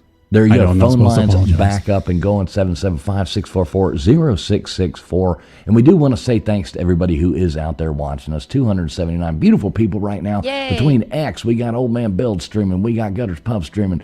We've got, going out on LW's channel. We're going out over here on Traveling Fools. No matter where you are watching from, we really appreciate each and every one of you out there. So couldn't do this, or I guess we could do it without you, but it would be no fun. We might as well just be talking to each other on a party line. But we appreciate each and every one of you out there watching. So phone lines are back open, 775-644-0664. If you get a busy signal, just call back, and, we can only have one person on at a time, obviously. There you go. So, yeah. Holla. Holla. Holla, holla, holla. Holla. Holla la la la. I'm curious about this abduction caller. I really want to hear about that'll be interesting. Yes. Yes, definitely. So KJ, what's new in the life of you? You doing any more crazy new recordings or anything like that? I heard you're doing something for Dolly Parton coming up soon. Funny. I do love Dolly, right? She's adorable. And so talented. My gosh. She was never my favorite, though. I'm going to be honest. Patsy Cline is my favorite vocally, but that's just me. But anyway, no, I'm volunteering to sing at a old folks home this month, so I'm excited about that. It'll be fun. Sing some good, some old stuff for them, put a smile on their face. And next month I'm doing a show.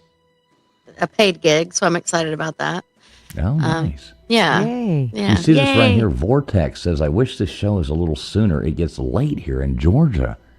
Well, there you go, in Georgia. Right? Where are you at in Georgia, Vortex? You don't have to tell us the town, north, south, middle. Where you're at. No matter where you're at in Georgia, Georgia's a great, great state. Mm-hmm. A lot better than that West Coast stuff. Yeah. We Lame. go off real time here. Well, I don't know. If you was here, it'd only be 5 minutes to 9, so it would be earlier. That does sound nice. That's funny. It only matters, what time you think it is. A lot of times I like to just Alatoona pretend. Lake. That's interesting. Oh, Lake Altoona. That's a pretty place right there. Isn't Altoona? That's over there by outside of Woodstock, right? If I'm not mistaken. Over there. Yeah, I did some. We used to go to Lake Altoona. We would go like water skiing and doing all that kind of stuff. Fun. Pretty lake. Not real big. Small. But pretty. All right, well, there you go. You people who tried to call, who you calling, you people? But you people who tried to call in earlier, phone lines are back open according to Baker. So, yeah, go on ahead, call back in. We want to hear your stories. Yes, call again.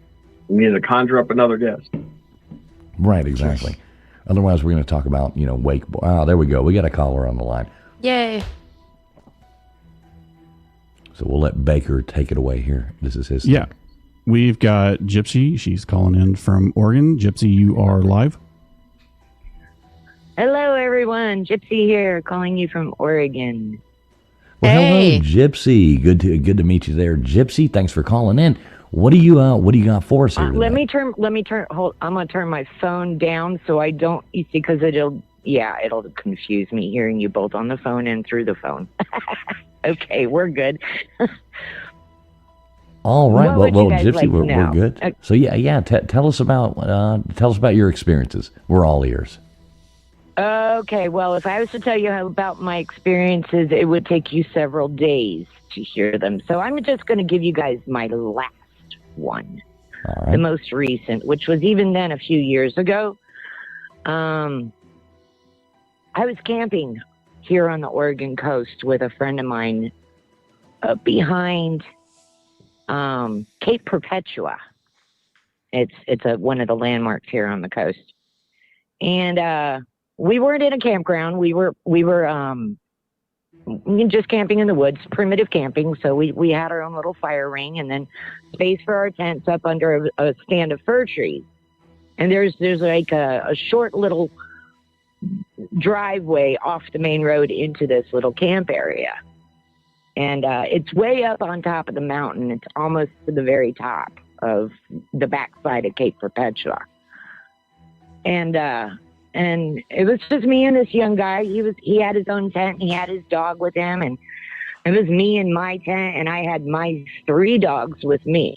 Okay, I had it's important because you guys were talking about this guy being asleep and not waking up, and that's why I wanted to tell you this story. I had a yellow Labrador. I had a mixed, mid-sized. He's just a mutt. And then I had my Chihuahua. Okay, and then my friend, he had a young Labrador with him. All right, so about 11 o'clock, we turned in. We went to bed. The evening was completely uneventful until then. He had to work the next day, so he went in his tent and went to sleep, and I went in my tent and went to sleep. And I had my tent set up with an air mattress and my blankets on it and my pillows. It was nice and comfy. And it was like underneath the trees. So there was these huge trees. Now, if you've ever been to Oregon, you know what I mean. The trees are not too thick here. They're big. So the bark is big, okay? And it's pitch black under there. And there was no moonlight, no starlight. It was like a really dark night. And, of course, we put our campfire out before we went to bed. So there would have been no light projecting off the campfire, okay? Now, I wear glasses, and I had took my glasses off and laid them down on the floor next to my air mattress where I sleep. And of course the dogs were on the bed with me. You know what I mean? So we're sleeping. And then all of a sudden I woke up just for no reason, probably at about 2 o'clock in the morning. I'm estimating because I really don't know. I didn't have a phone or a watch or anything with me to tell me what time it was. But when I woke up, it was so bright outside that I could see the outline of the bark on the tree through my tent. Okay. And I'm like, what's going on here? So I'm like, I zip down a little piece of my tent and I put my glasses on because I'm blind without them. And I see this really, really bright light. And I'm trying to figure out where it's coming from. And it's above our vehicles in that driveway. And I'm like, oh my Lord, why aren't my dogs barking? They're completely silent. There's something going on outside and the dogs are quiet. My neighbor's dog is quiet. He's quiet. All of a sudden that light started slowly moving from one spot in the driveway down the driveway, like it was moving away from me. I thought it was moving away from me. And I'm like, okay, maybe I can breathe a little easier, but what?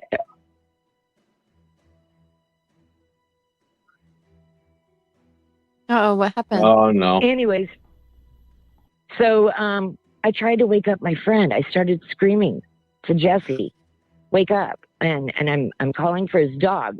And at the same time, I'm shaking my dogs. And I'm trying to wake up my dogs. And they would not wake up. And that was pretty much the last thing I remember until morning. When I woke up the next morning, my glasses were underneath me. I was laying on them. So I know this happened because my glasses were crushed. So Jesse has no memory of anything happening that night. Never could wake up the dogs. They were fine the next day. And I ended up with an enormous headache the next day. I get migraines quite a bit. But that was my latest, the one that I woke up in the middle of. So did you, when you woke up, any physical injuries or anything like that? No, but my glasses were messed up. And I had a major migraine. Oh, you know what I mean? Oh, I don't know if you know what a migraine is like. Oh, but yeah, a migraine everybody is knows where what a your head migraine feels is. like it's going to explode.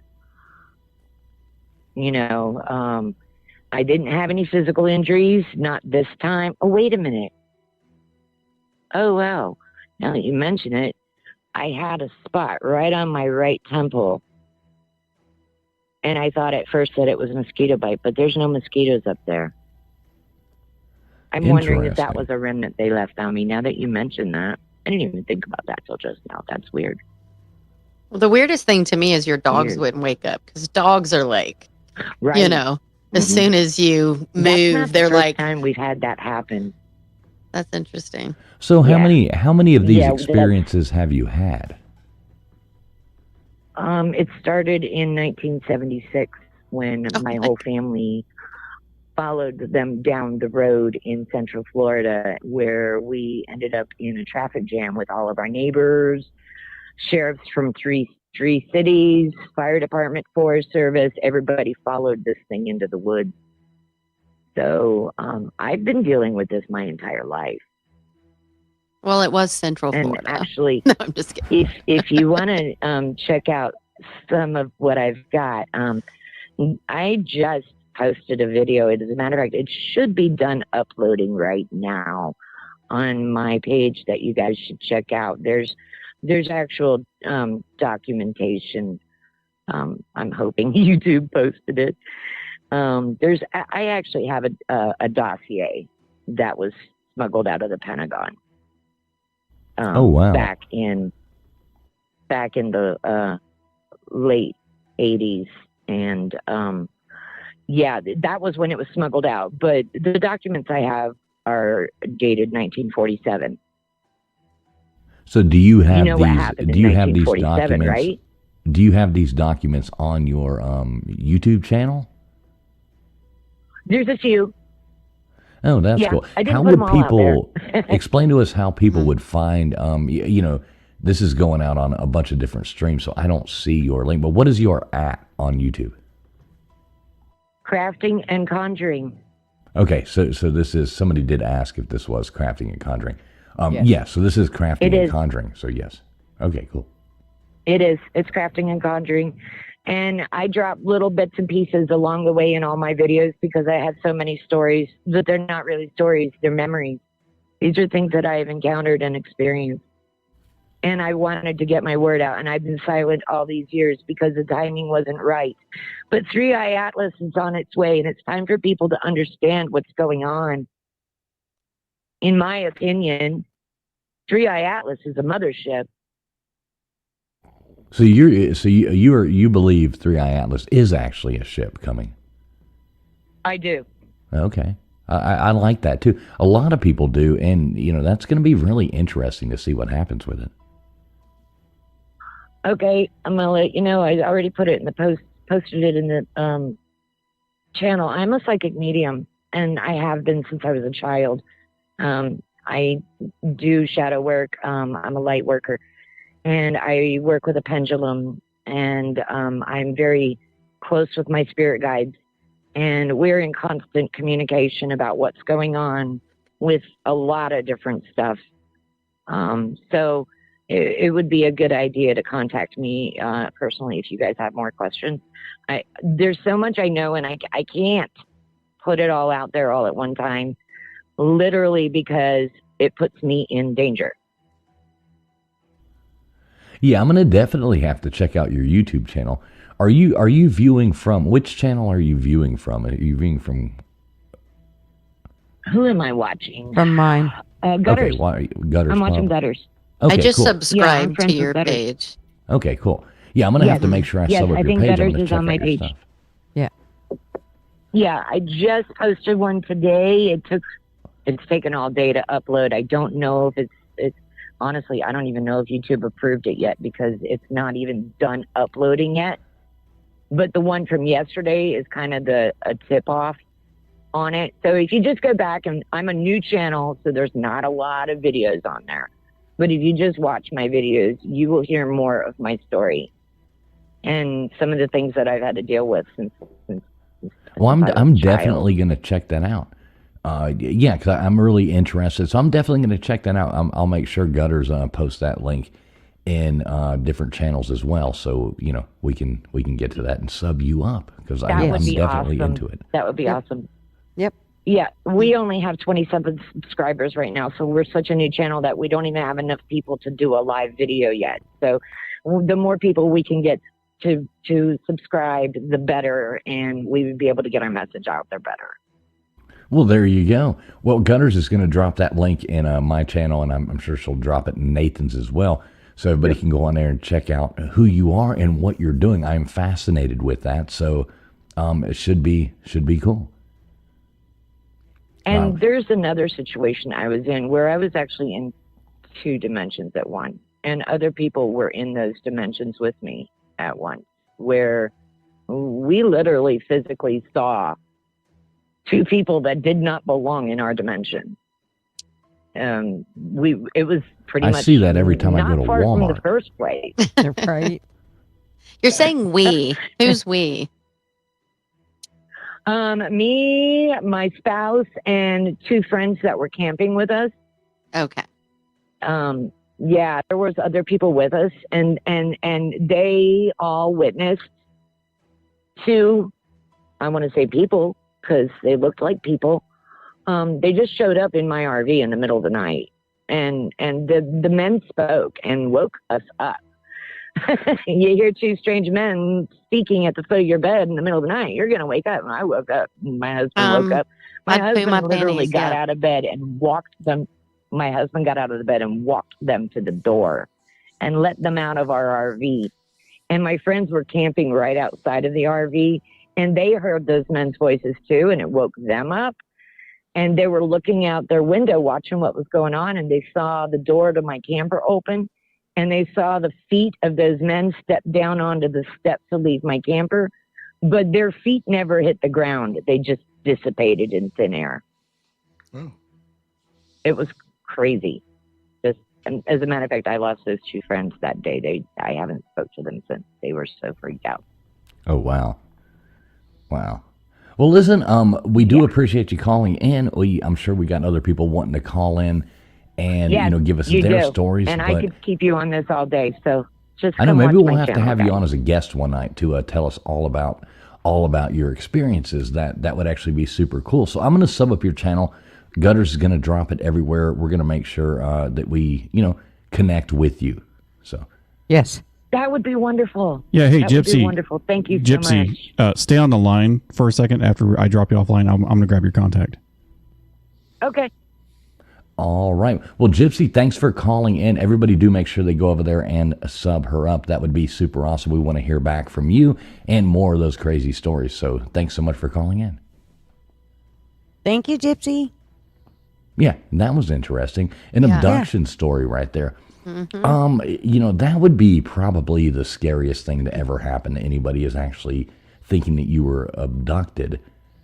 That's, oh my God. You'd wake up like straight dope with all those probes, sticking out of you everywhere from Right. Nathan's picture there. Right, with that look on your face. You rang. Oh, God almighty.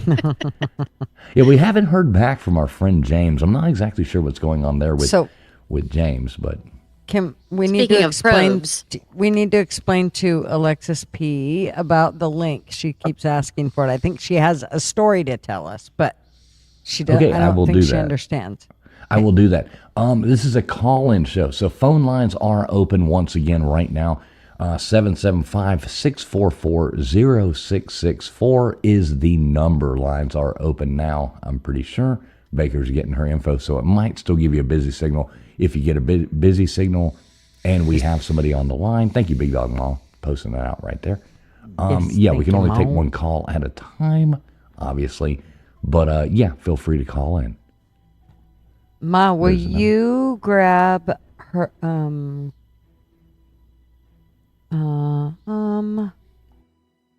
Gypsy's information and put it over on, I think, aren't you a mod on LW's? If you are, will you put her information over there too? I'm not sure how many he's got over there, but I think I put it on Fools, and I think everybody can get it from mine, so.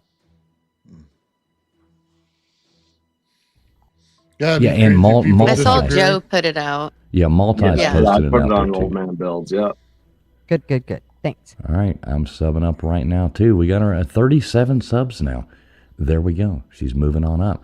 I look forward to looking at some of this stuff. It looks very interesting. Yeah. To say the least. Yeah. Very definitely. Interesting. So two there you people go. at the edge of the bed, huh? And then they disappear when they get to the door. That'd freak you out. Yeah. Yeah, not a fan of that. No. Hate it when that happens. Mm-hmm. Right. I like Vortex. Vortex. We got a lot of funny comments here. 37 cents. I know. A lot to eat. Oh, yeah, Jarvis is a good guy. Yeah, footlongs. Hold on. So Nathan says that he hasn't experienced any of this stuff, but here's the funny thing: he has. Okay, Oh, I just have, huh? not in Go for the sense that we're discussing, right? So he works with high voltage a lot. All right, Yeah. This is something I've experienced too with it, right? So whenever you get a room pumped full of high voltage and you have building out layers of fields, there becomes like dark spots in movement in the room. Oh, yeah. Okay, now it's not to the same extent. I don't want to say that but it is though. It's like the same thing. Like you will see dark, spooky things. When you're messing with high voltage, and explain that one. But okay.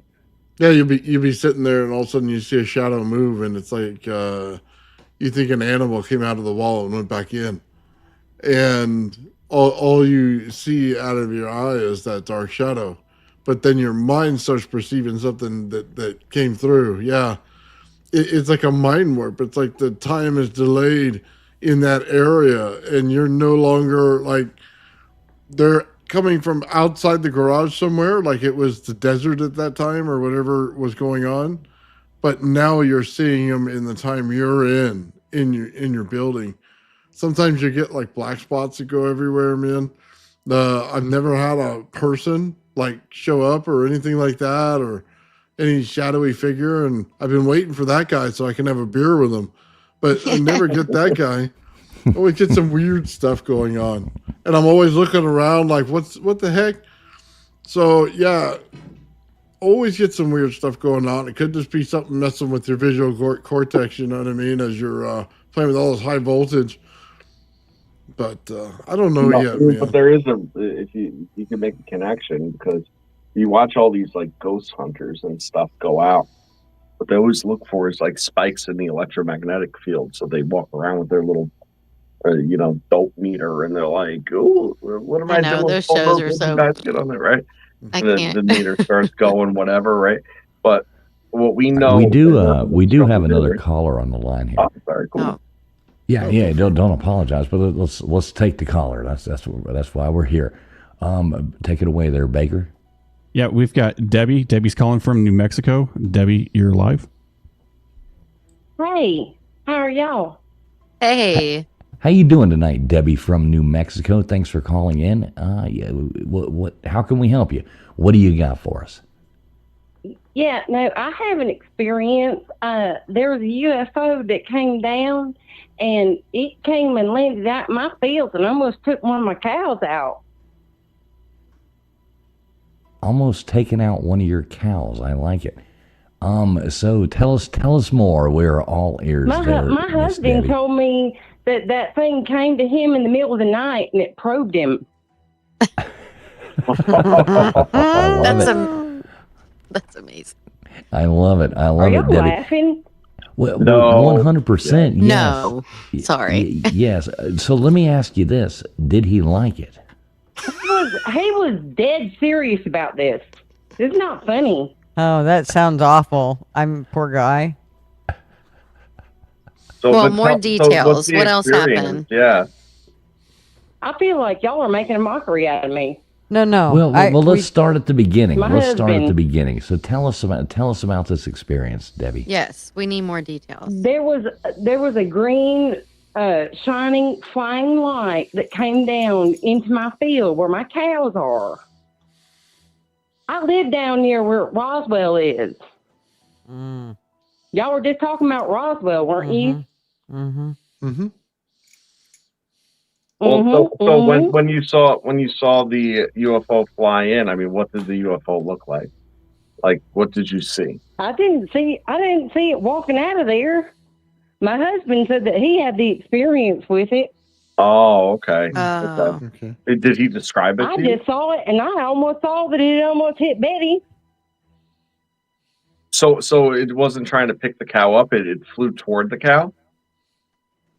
It crashed towards the cow. Oh, it crashed. And Wow. so, Yes. did he see these things come out and like before it got a hold of him? I mean, I'm seriously. I don't know. I think he was. To him, I almost feel like it was a dream. But if I wouldn't have seen it, I wouldn't have believed it myself.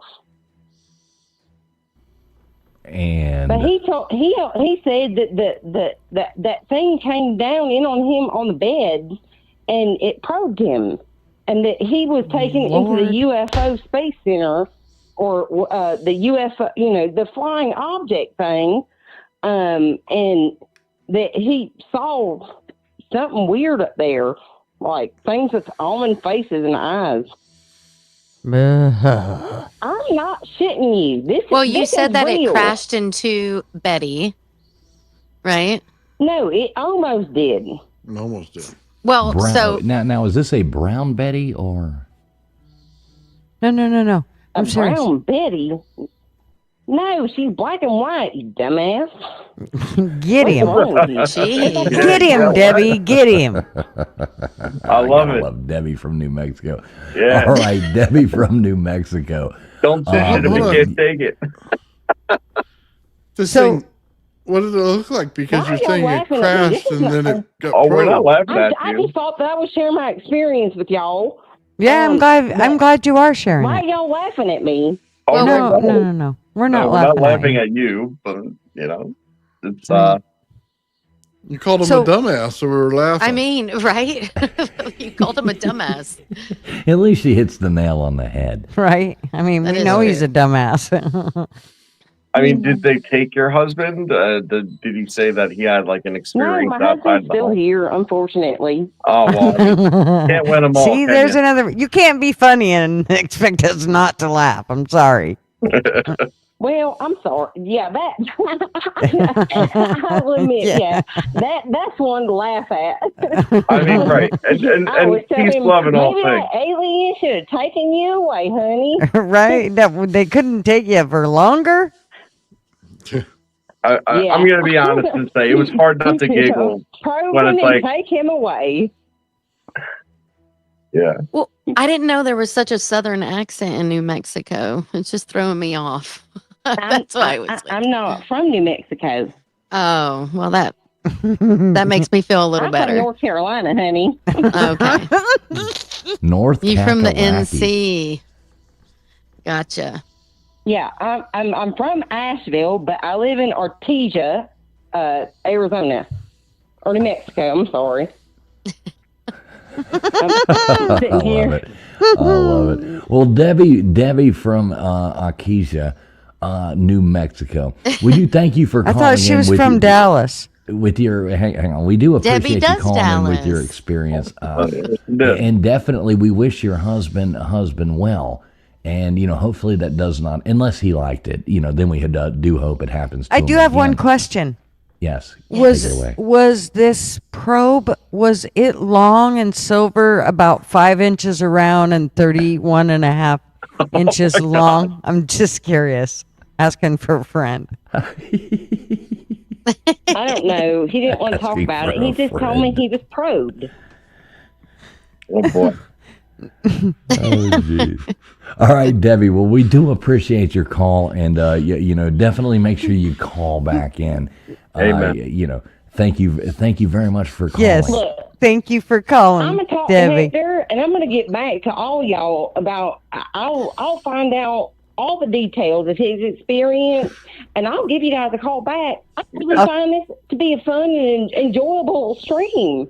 Oh well, you're a fun, enjoyable Hey, person. thank you so much for calling. Yeah, make sure you smash that thumbs up.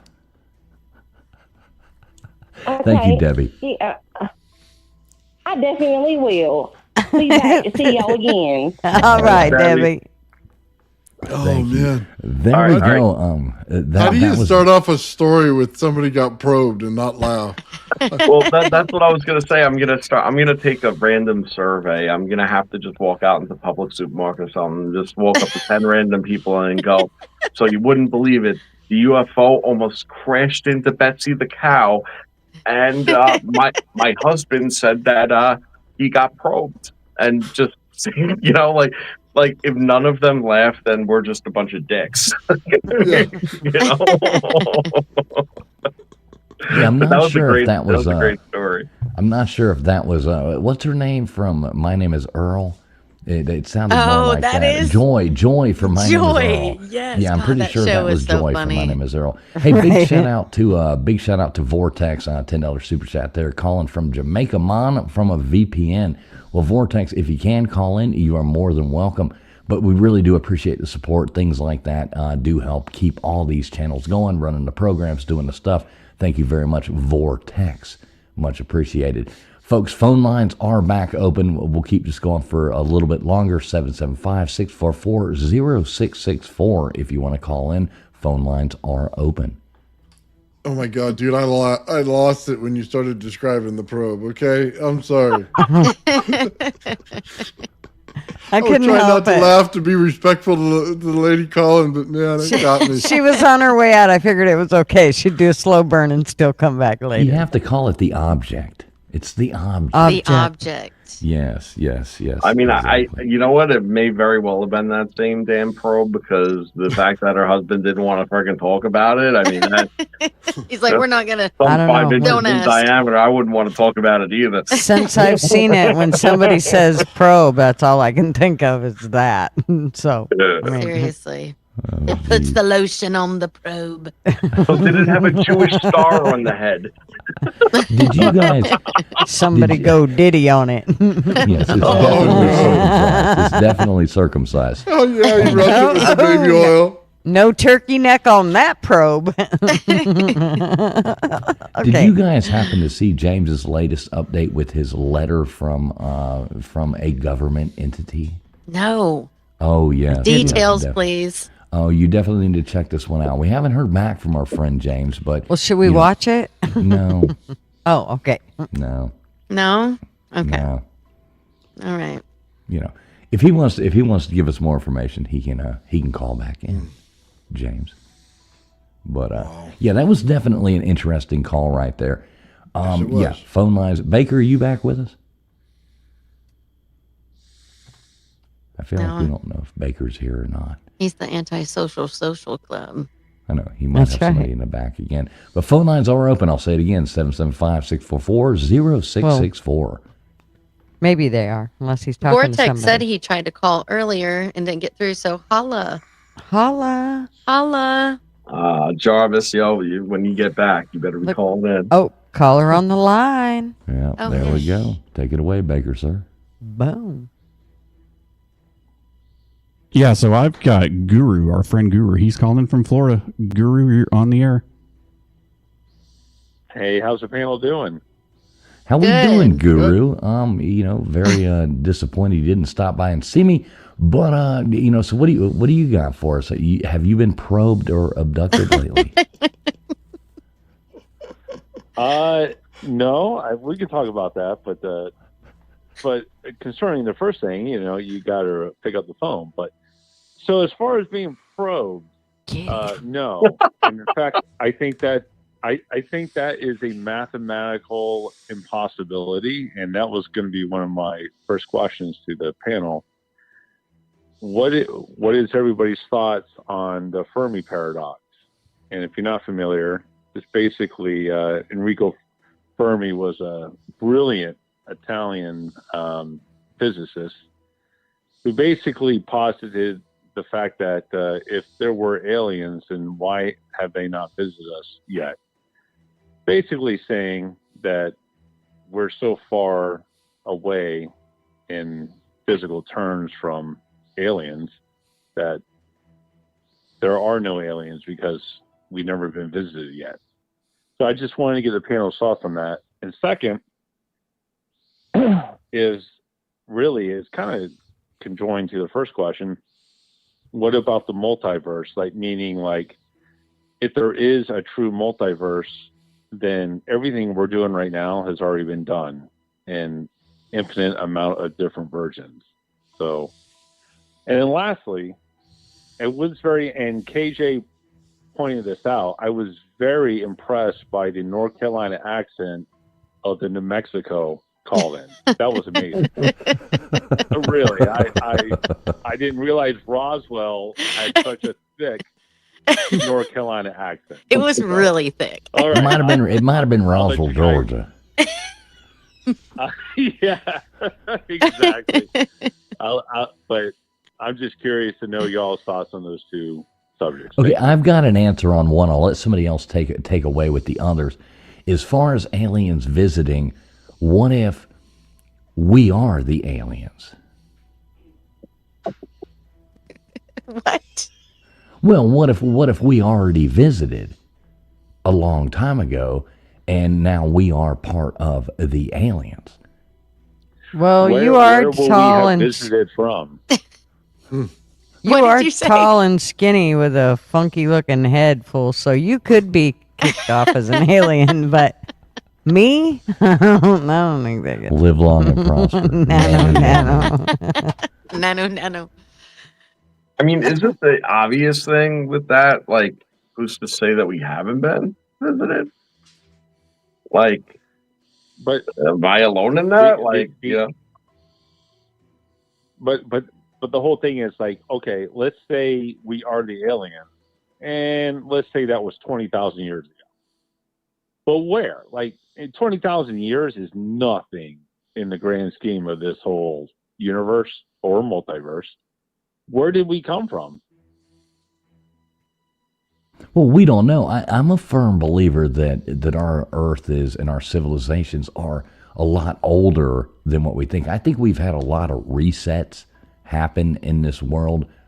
I'm almost under the belief that the pyramids weren't built by the Egyptians, more so the Egyptians found the pyramids. Mm-hmm. I agree. With all of that, I agree. That was Yeah, I mean, what are your thoughts on that there, Guru? I think we underestimate people.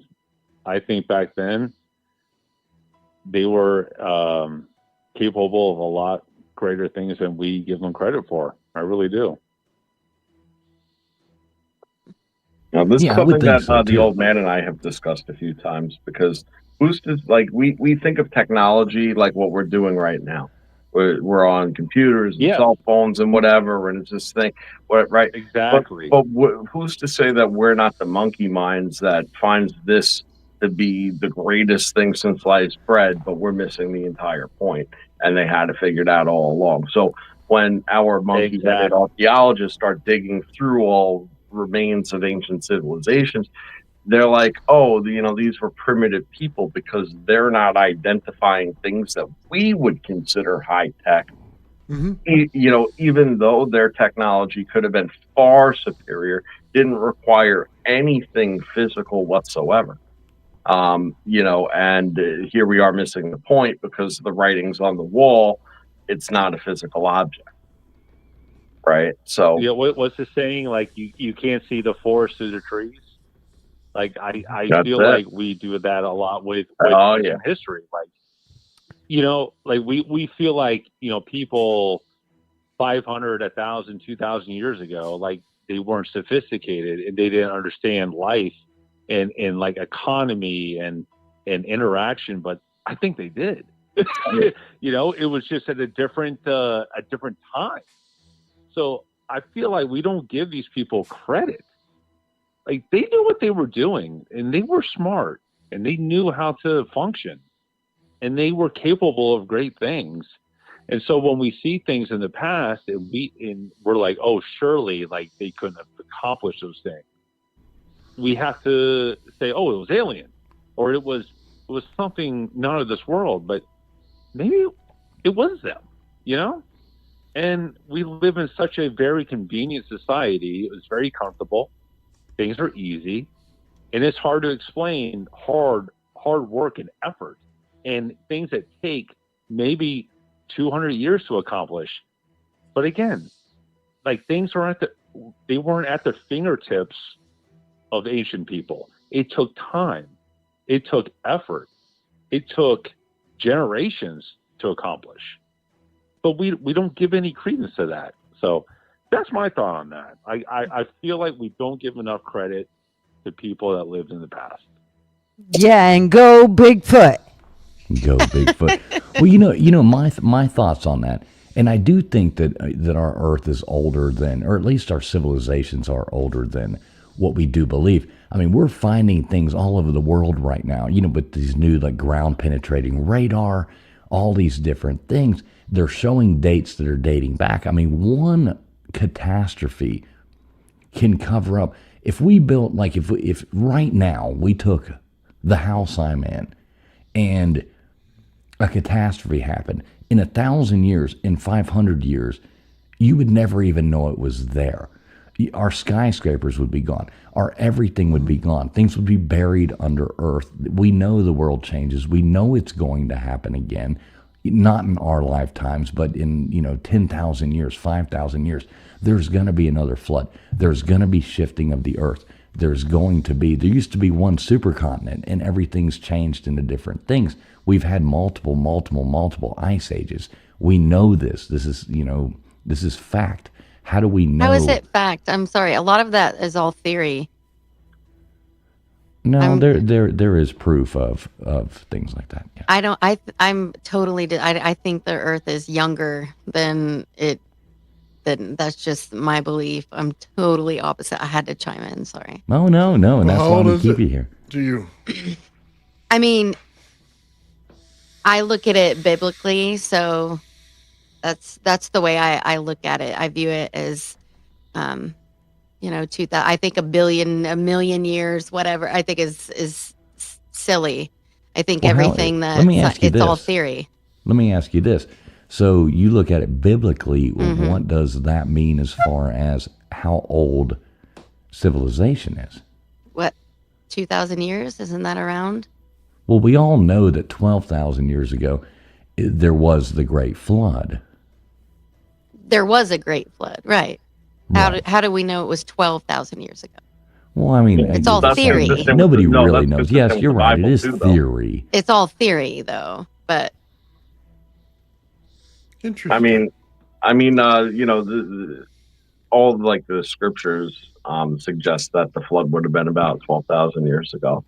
What scripture says 12,000 years? Like the Old Testament, when you break down how the Hebrew Bible is, it started like their calendars more or less started like Moses, so the Protestant churches will tell you 5,000. Yeah, I grew up in that, but yeah, you know what? I think you're right, because you know what? The Hebrew calendar and stuff is like just shy of 6,000 years or something at this point. So they're probably saying half. But then before then, the whole time of like Eden, the transitional periods out of Genesis and stuff like that, those times are undefined, and because of the eternal nature of it, it's hard to say how long that situation was even going on for. And there were generations that were already ongoing by the time the Hebrew calendar started, almost 6,000 years ago. So there's consistency for at least that. Yeah. I mean, I thought but here's kind of my point. It's like 5,000 years or even 15,000 years, like that, whatever. And if you compare that to the ginormous, like the huge vastness of the known universe, any way that any kind of extraterrestrial life could find our planet in that time frame, considering how distant we are from anything else that we know about, is insane. Like the time doesn't add up. So the only explanation is it's not a distance traveling thing; it's a dimension thing. Like I agree. Wormholes, like they have to jump through wormholes. Okay. So if that's the case, why haven't they shown up yet? And that's the whole Fermi paradox. And it's very interesting. And I'm not saying that's the end all be all, but it's a great thing to think about is if there were aliens, then why aren't we not seeing them right now? I agree. I personally don't believe in aliens. Do you not remember Mork and Mindy and Alf?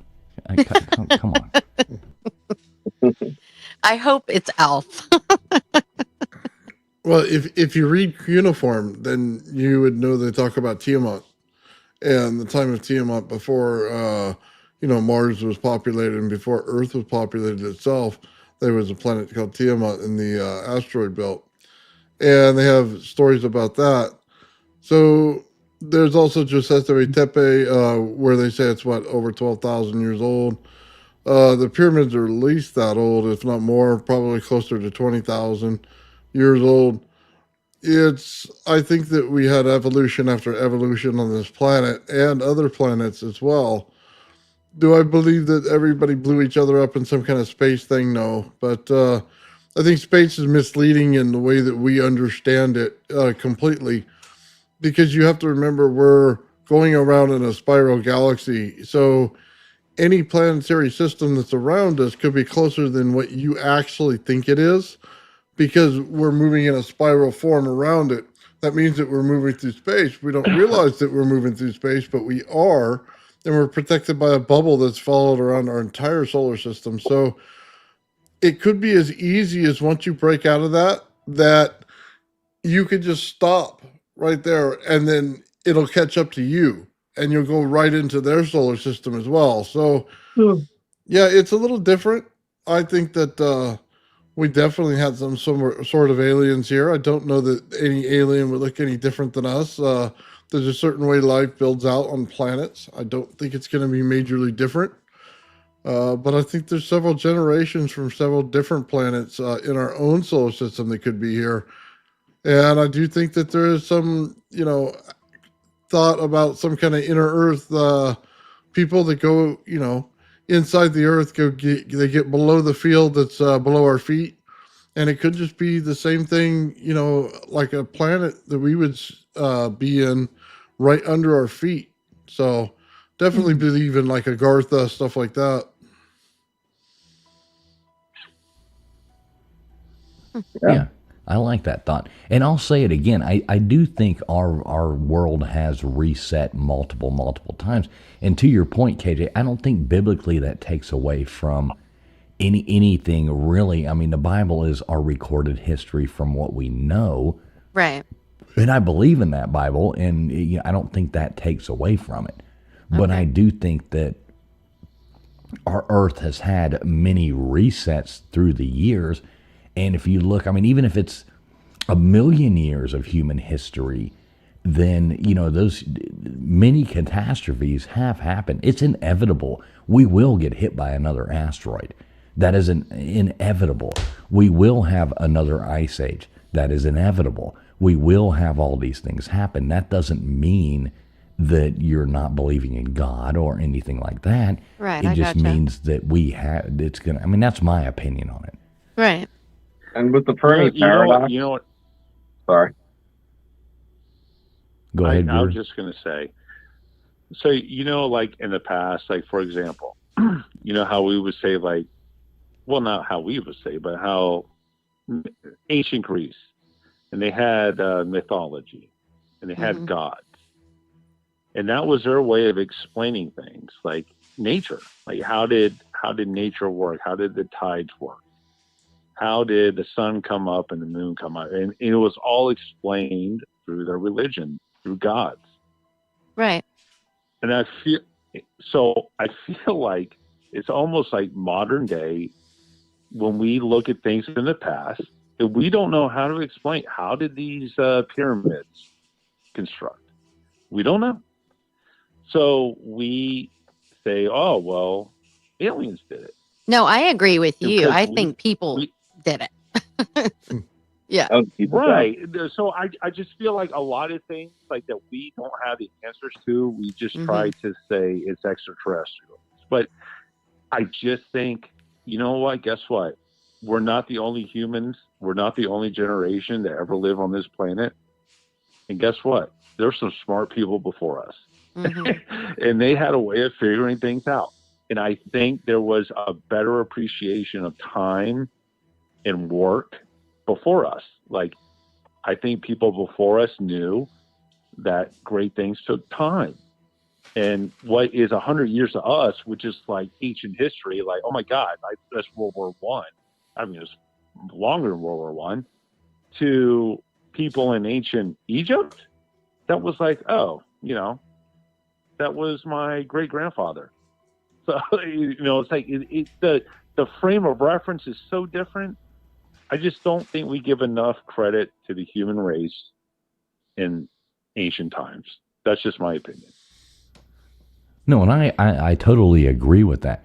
I think humans have been doing fascinating things over and over again, and I think we've been taken back to down to our knees and all that stripped away from us many, many times, but the human mind will always prevail and rebuild. Yes.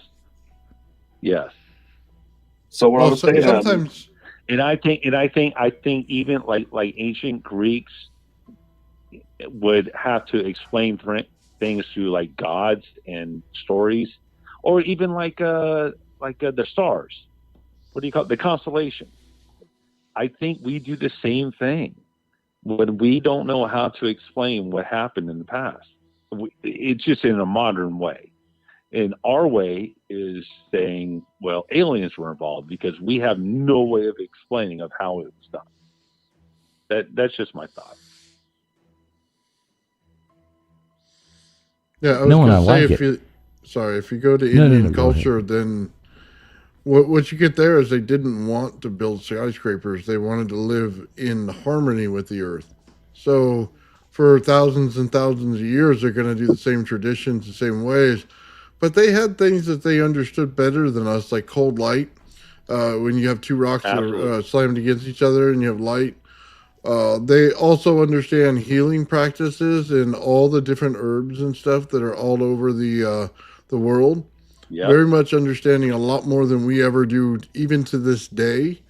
Ancient Indian cultures, like in India, would be the same way in how their healing techniques work, and it's more harmonious with the human body. So, yeah, there's a lot more to it. They may not just want to be like us.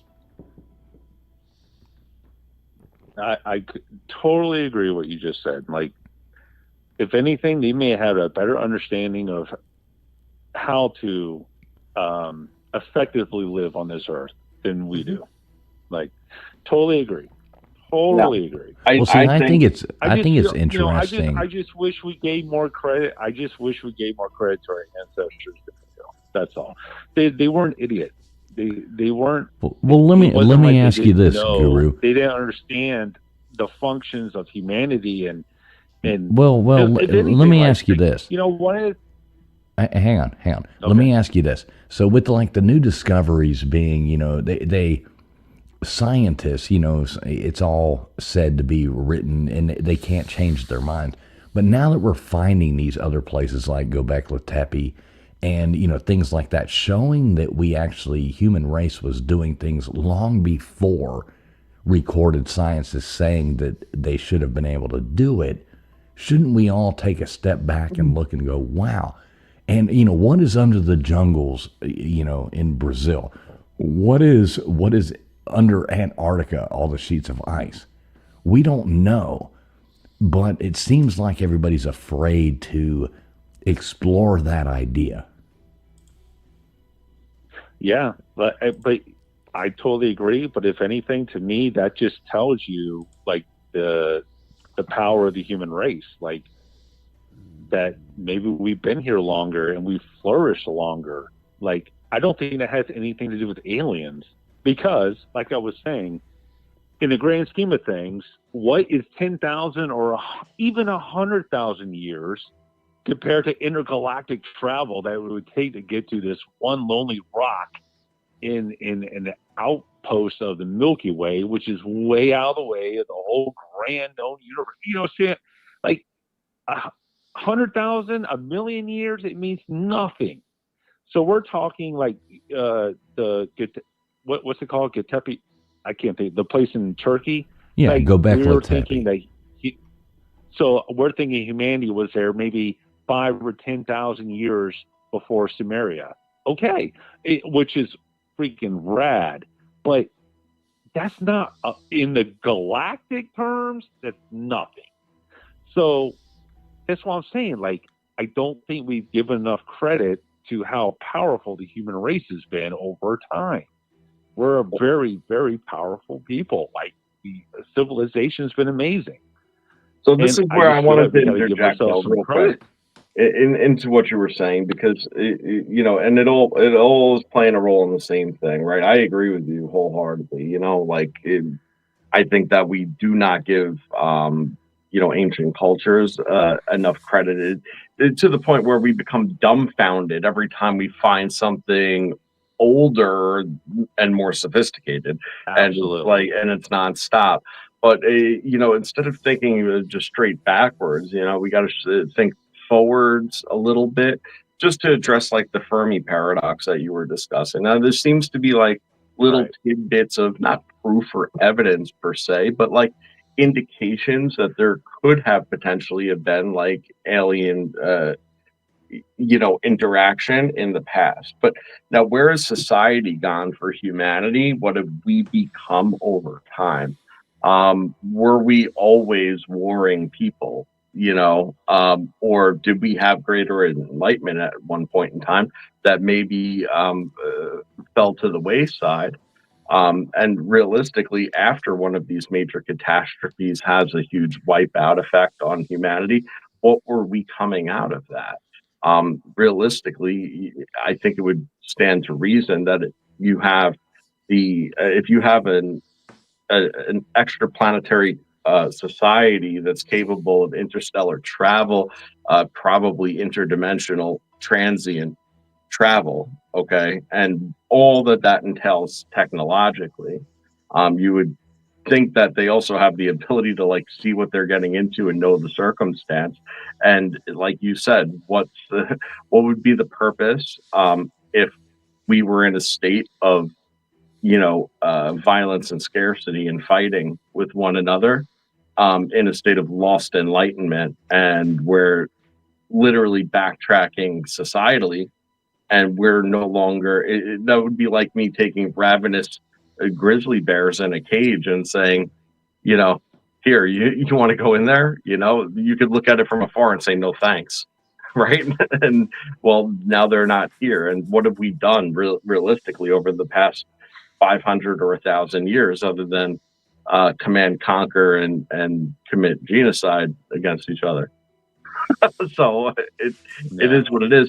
And then now finally society's falling into a place that, even though the media wants you to think that the world's in some kind of state of turmoil and stuff like that, the reality of it is that everybody on this planet is better off and safer than they were only a few decades ago, and definitely more so than 100 years ago. I totally so agree. We're at a greater time of peace than ever before, and now all of a sudden you start hearing the conversation of aliens, extraterrestrials, all this stuff, and how long have they been here, right? So it's an interesting thing to think, and how much information and knowledge has been lost.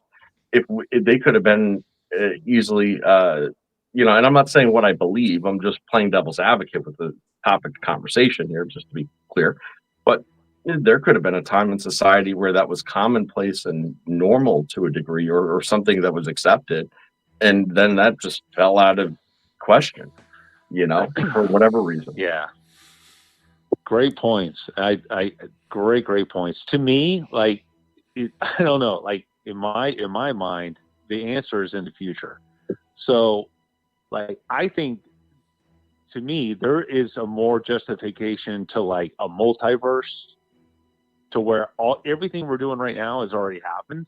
Like, that makes more sense to me than aliens 10,000 years ago.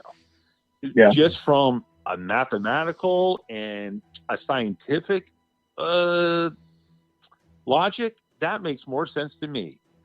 And what you were just saying, I totally agree with. Like, this is not even like aliens or anything, but I feel like in this present day, we actually live in a safer world than we ever have, but we don't feel that way. Why? Because we have more connectivity through social media. So anything that happens is known right away. Back in 1960s, 70s, 80s, that wasn't the case. You read in the newspaper, you might have heard it on the radio. But everything that happens now is immediately reported, and that wasn't the case. But even the crime rates tell you we live in a safer time we've ever lived, but you just don't feel it. Well, you look at weird Orson thing. Welles almost broke down the whole society doing War of the Worlds live. People actually believed that was going on at that point. People flipped out. I remember my grandmother telling me about that. Like she called into like her police, saying like, "Freaking aliens are attacking." Right. I remember that. Like That she would told me all about have been that would have been terrifying to be in that Right. moment. You're You know, like, wouldn't it be cool? Wouldn't it be cool to know what was in the Library of Alexandria? Oh yeah. You know, if you could go back and look at I these just things had that this have been lost. conversation. Like all that ancient knowledge is gone. Mm-hmm. Well, I mean, would've it's been compromised, but not gone if you know where to look and you know the pieces to put back together. But now it's a puzzle. It's a fractured puzzle. It's in pieces all over the place. And Nathan, I, and the people that we work with one take of a the, lot of time to put these things back together. And a lot of it makes sense, which is the crazy part. Yeah. I was gonna say I don't think that you really looked at how propulsion and everything goes. Think about it. You're thinking about a rocket propulsion when you're talking about how far away they are. Just understand this: once you get into gravity and stuff like that, you get into time dilation. So you get into time manipulation in a field. So who's to say that you couldn't travel anywhere you want without having a multiverse? So even now, our B-2 bomber gets up in the air and it starts to cancel inertia by putting an electromagnetic field around the entire plane. So it is able to go faster through a Mach. Well, what happens when you reduce that completely and you have zero inertia? Does that means that you're not compromised inside of the energy of any system? But then take it further. What if you use that energy to propel yourself because there's no inertia and you can go to another planetary system instantly? I think the future is going to hold a lot more interesting stuff for propulsion than you think. And some of the arguments of they're too far away go away right away when you get into that train of thought. I think all the answers are in the future, not in the past. That, like I was saying earlier, like I totally agree. But like one of the things that this has nothing to do with aliens or anything like this, but it's just kind of like a frame of reference, and it's always stuck with me. Was I think it was probably about 20 years ago. Guy I worked with, he was an extremely smart guy, and he said something. We were talking about history. He knew I liked history, and he was a history buff too. And we're talking about the French Revolution. And he's like, Chris, he's like, people think, back then that they didn't have an understanding of the world and like how things worked and, finance, economy, politics. And he's like, you know what? They did. And it still turned out bad. He goes, don't you ever think that couldn't happen in today's world? And that always stuck with me because, like, the French Revolution, when that happened, like France was the leading country at the time. Like they had the biggest economy, they had the most people. Did they have some issues like inequality? Yes, and they tried to address it, and it all went to hell. But I don't know, like that always stuck with me. But that was 200 years ago. It wasn't that long ago. So not in the scheme of really things. Think like. Yeah, and we think about, we read about things, we study about things, we think, talk about things, but things, it doesn't change that much. 200 years ago isn't really that long ago in the scheme of the human race. You know what I mean? So I don't know, just something to think about. But I'm enjoying the show. I'll drop off, and I hope you all have a great night. Yeah, as always, Guru, a great caller, a great awesome contribution to the show. We always love hearing from you.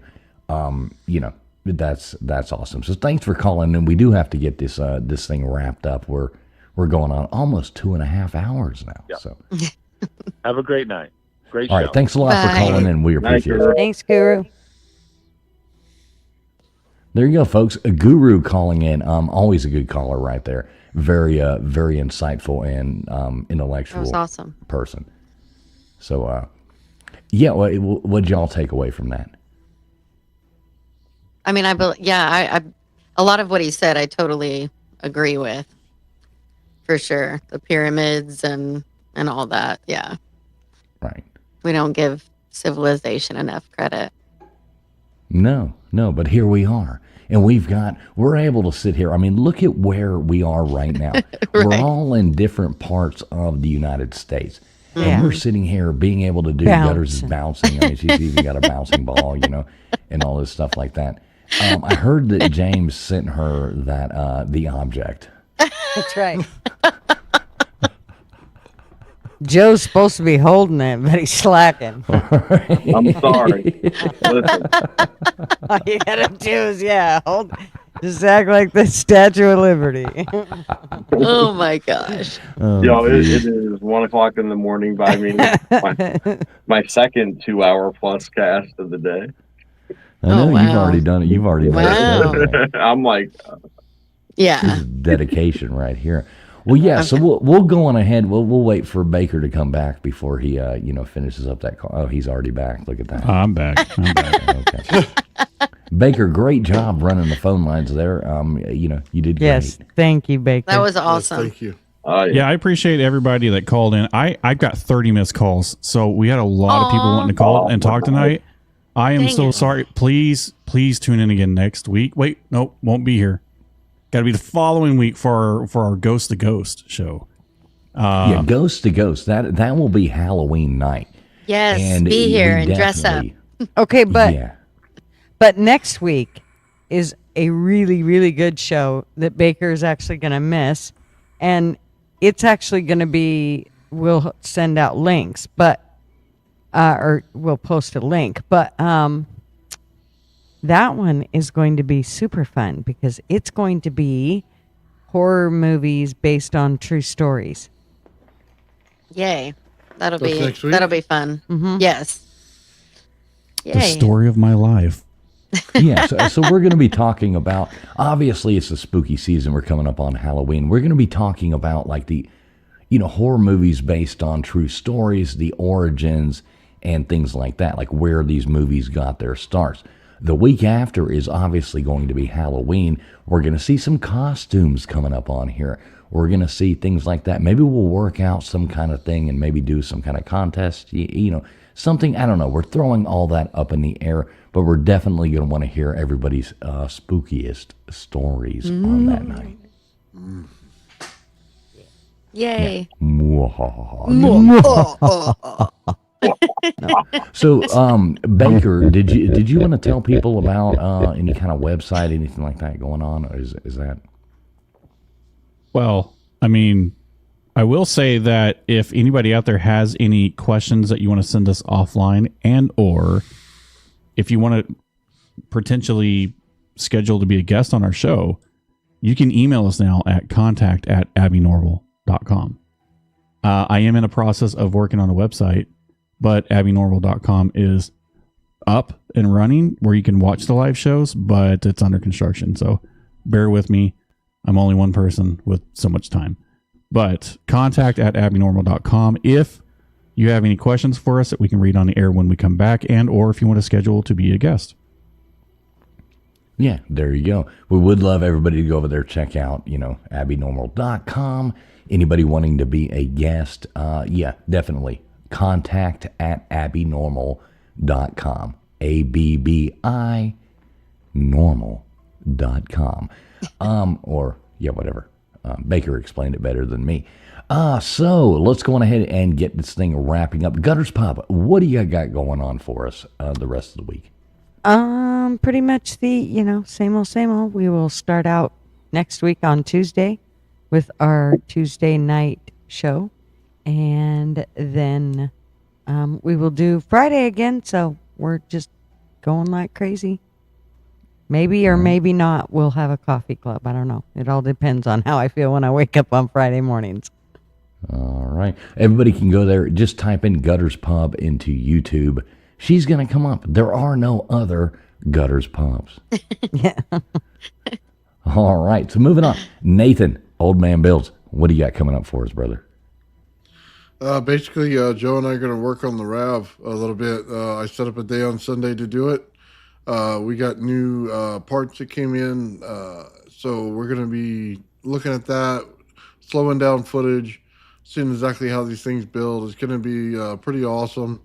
We got to put in a lot of work. We've been getting a little slow on it, so I plan to spend the whole day Sunday just burning my eyeballs out trying to get these things done so I can get all the footage of Joe and he can check it out. But yeah, that's what we're going to be doing, just making energy balls in the garage here. Our mad scientist. I love it. I love it. The mad scientist. And just cool. Everybody, if you type in Old Man Builds into YouTube, you're going to find Nathan's channel. Brilliant stuff over there. You'll see all kinds of Tesla coils and all this stuff that I don't quite understand, but it is fascinating. So nice. Everybody check him out. KJ. Hey. What do you got going? Dolly Parton called you back yet? Yeah, no, not this week. I know she had some medical issues, but anyway, yeah, I've got a busy week ahead of me. But yeah, check out my channel, sub it up. If you have any requests for me to sing something maybe you like, I'd love to give it a whirl. Yeah, that's it. Well, where do people find you? It's my YouTube is at Yes Katie Did, and it's Katie with a Y. Don't forget it. So yeah, check it out. All right, I like it. Straight Dope, the Village Idiot. Yeah, well, KJ, I need to know. Can you sing me "Bobby Brown Goes Down"? I don't know that. I'm gonna check. Yeah. Google that. Okay. See if you could post that up for me. I'm looking forward to it. Okay, cool. All right. Now, what do I have going on? Nothing. That's it. All right. Well, you got a channel, Straight Dope. You wanna shout it out? Yeah, it's the Straight Dope. That's look it up. You'll see a little Alex Grayhead thing that I painted. It's my logo, some crappy songs, and Joe cooking, and that's all that's on my channel. If you want to watch me, you check me out on Fridays on Old Man Builds. There you go. I like it. Baker, you got any last words for us? Just that, again, I won't be here next week, but I'm sure everything will just go without a hitch, and check your Cash App. I know. I got you. All right, cool. Well, everybody, big shout out to everybody coming in here. Big, thank you to Jason R. I'm not going to say your last name. I'm not going to dox you. Much appreciated on the Cash App that came in. Thank you so much for that. I do appreciate that.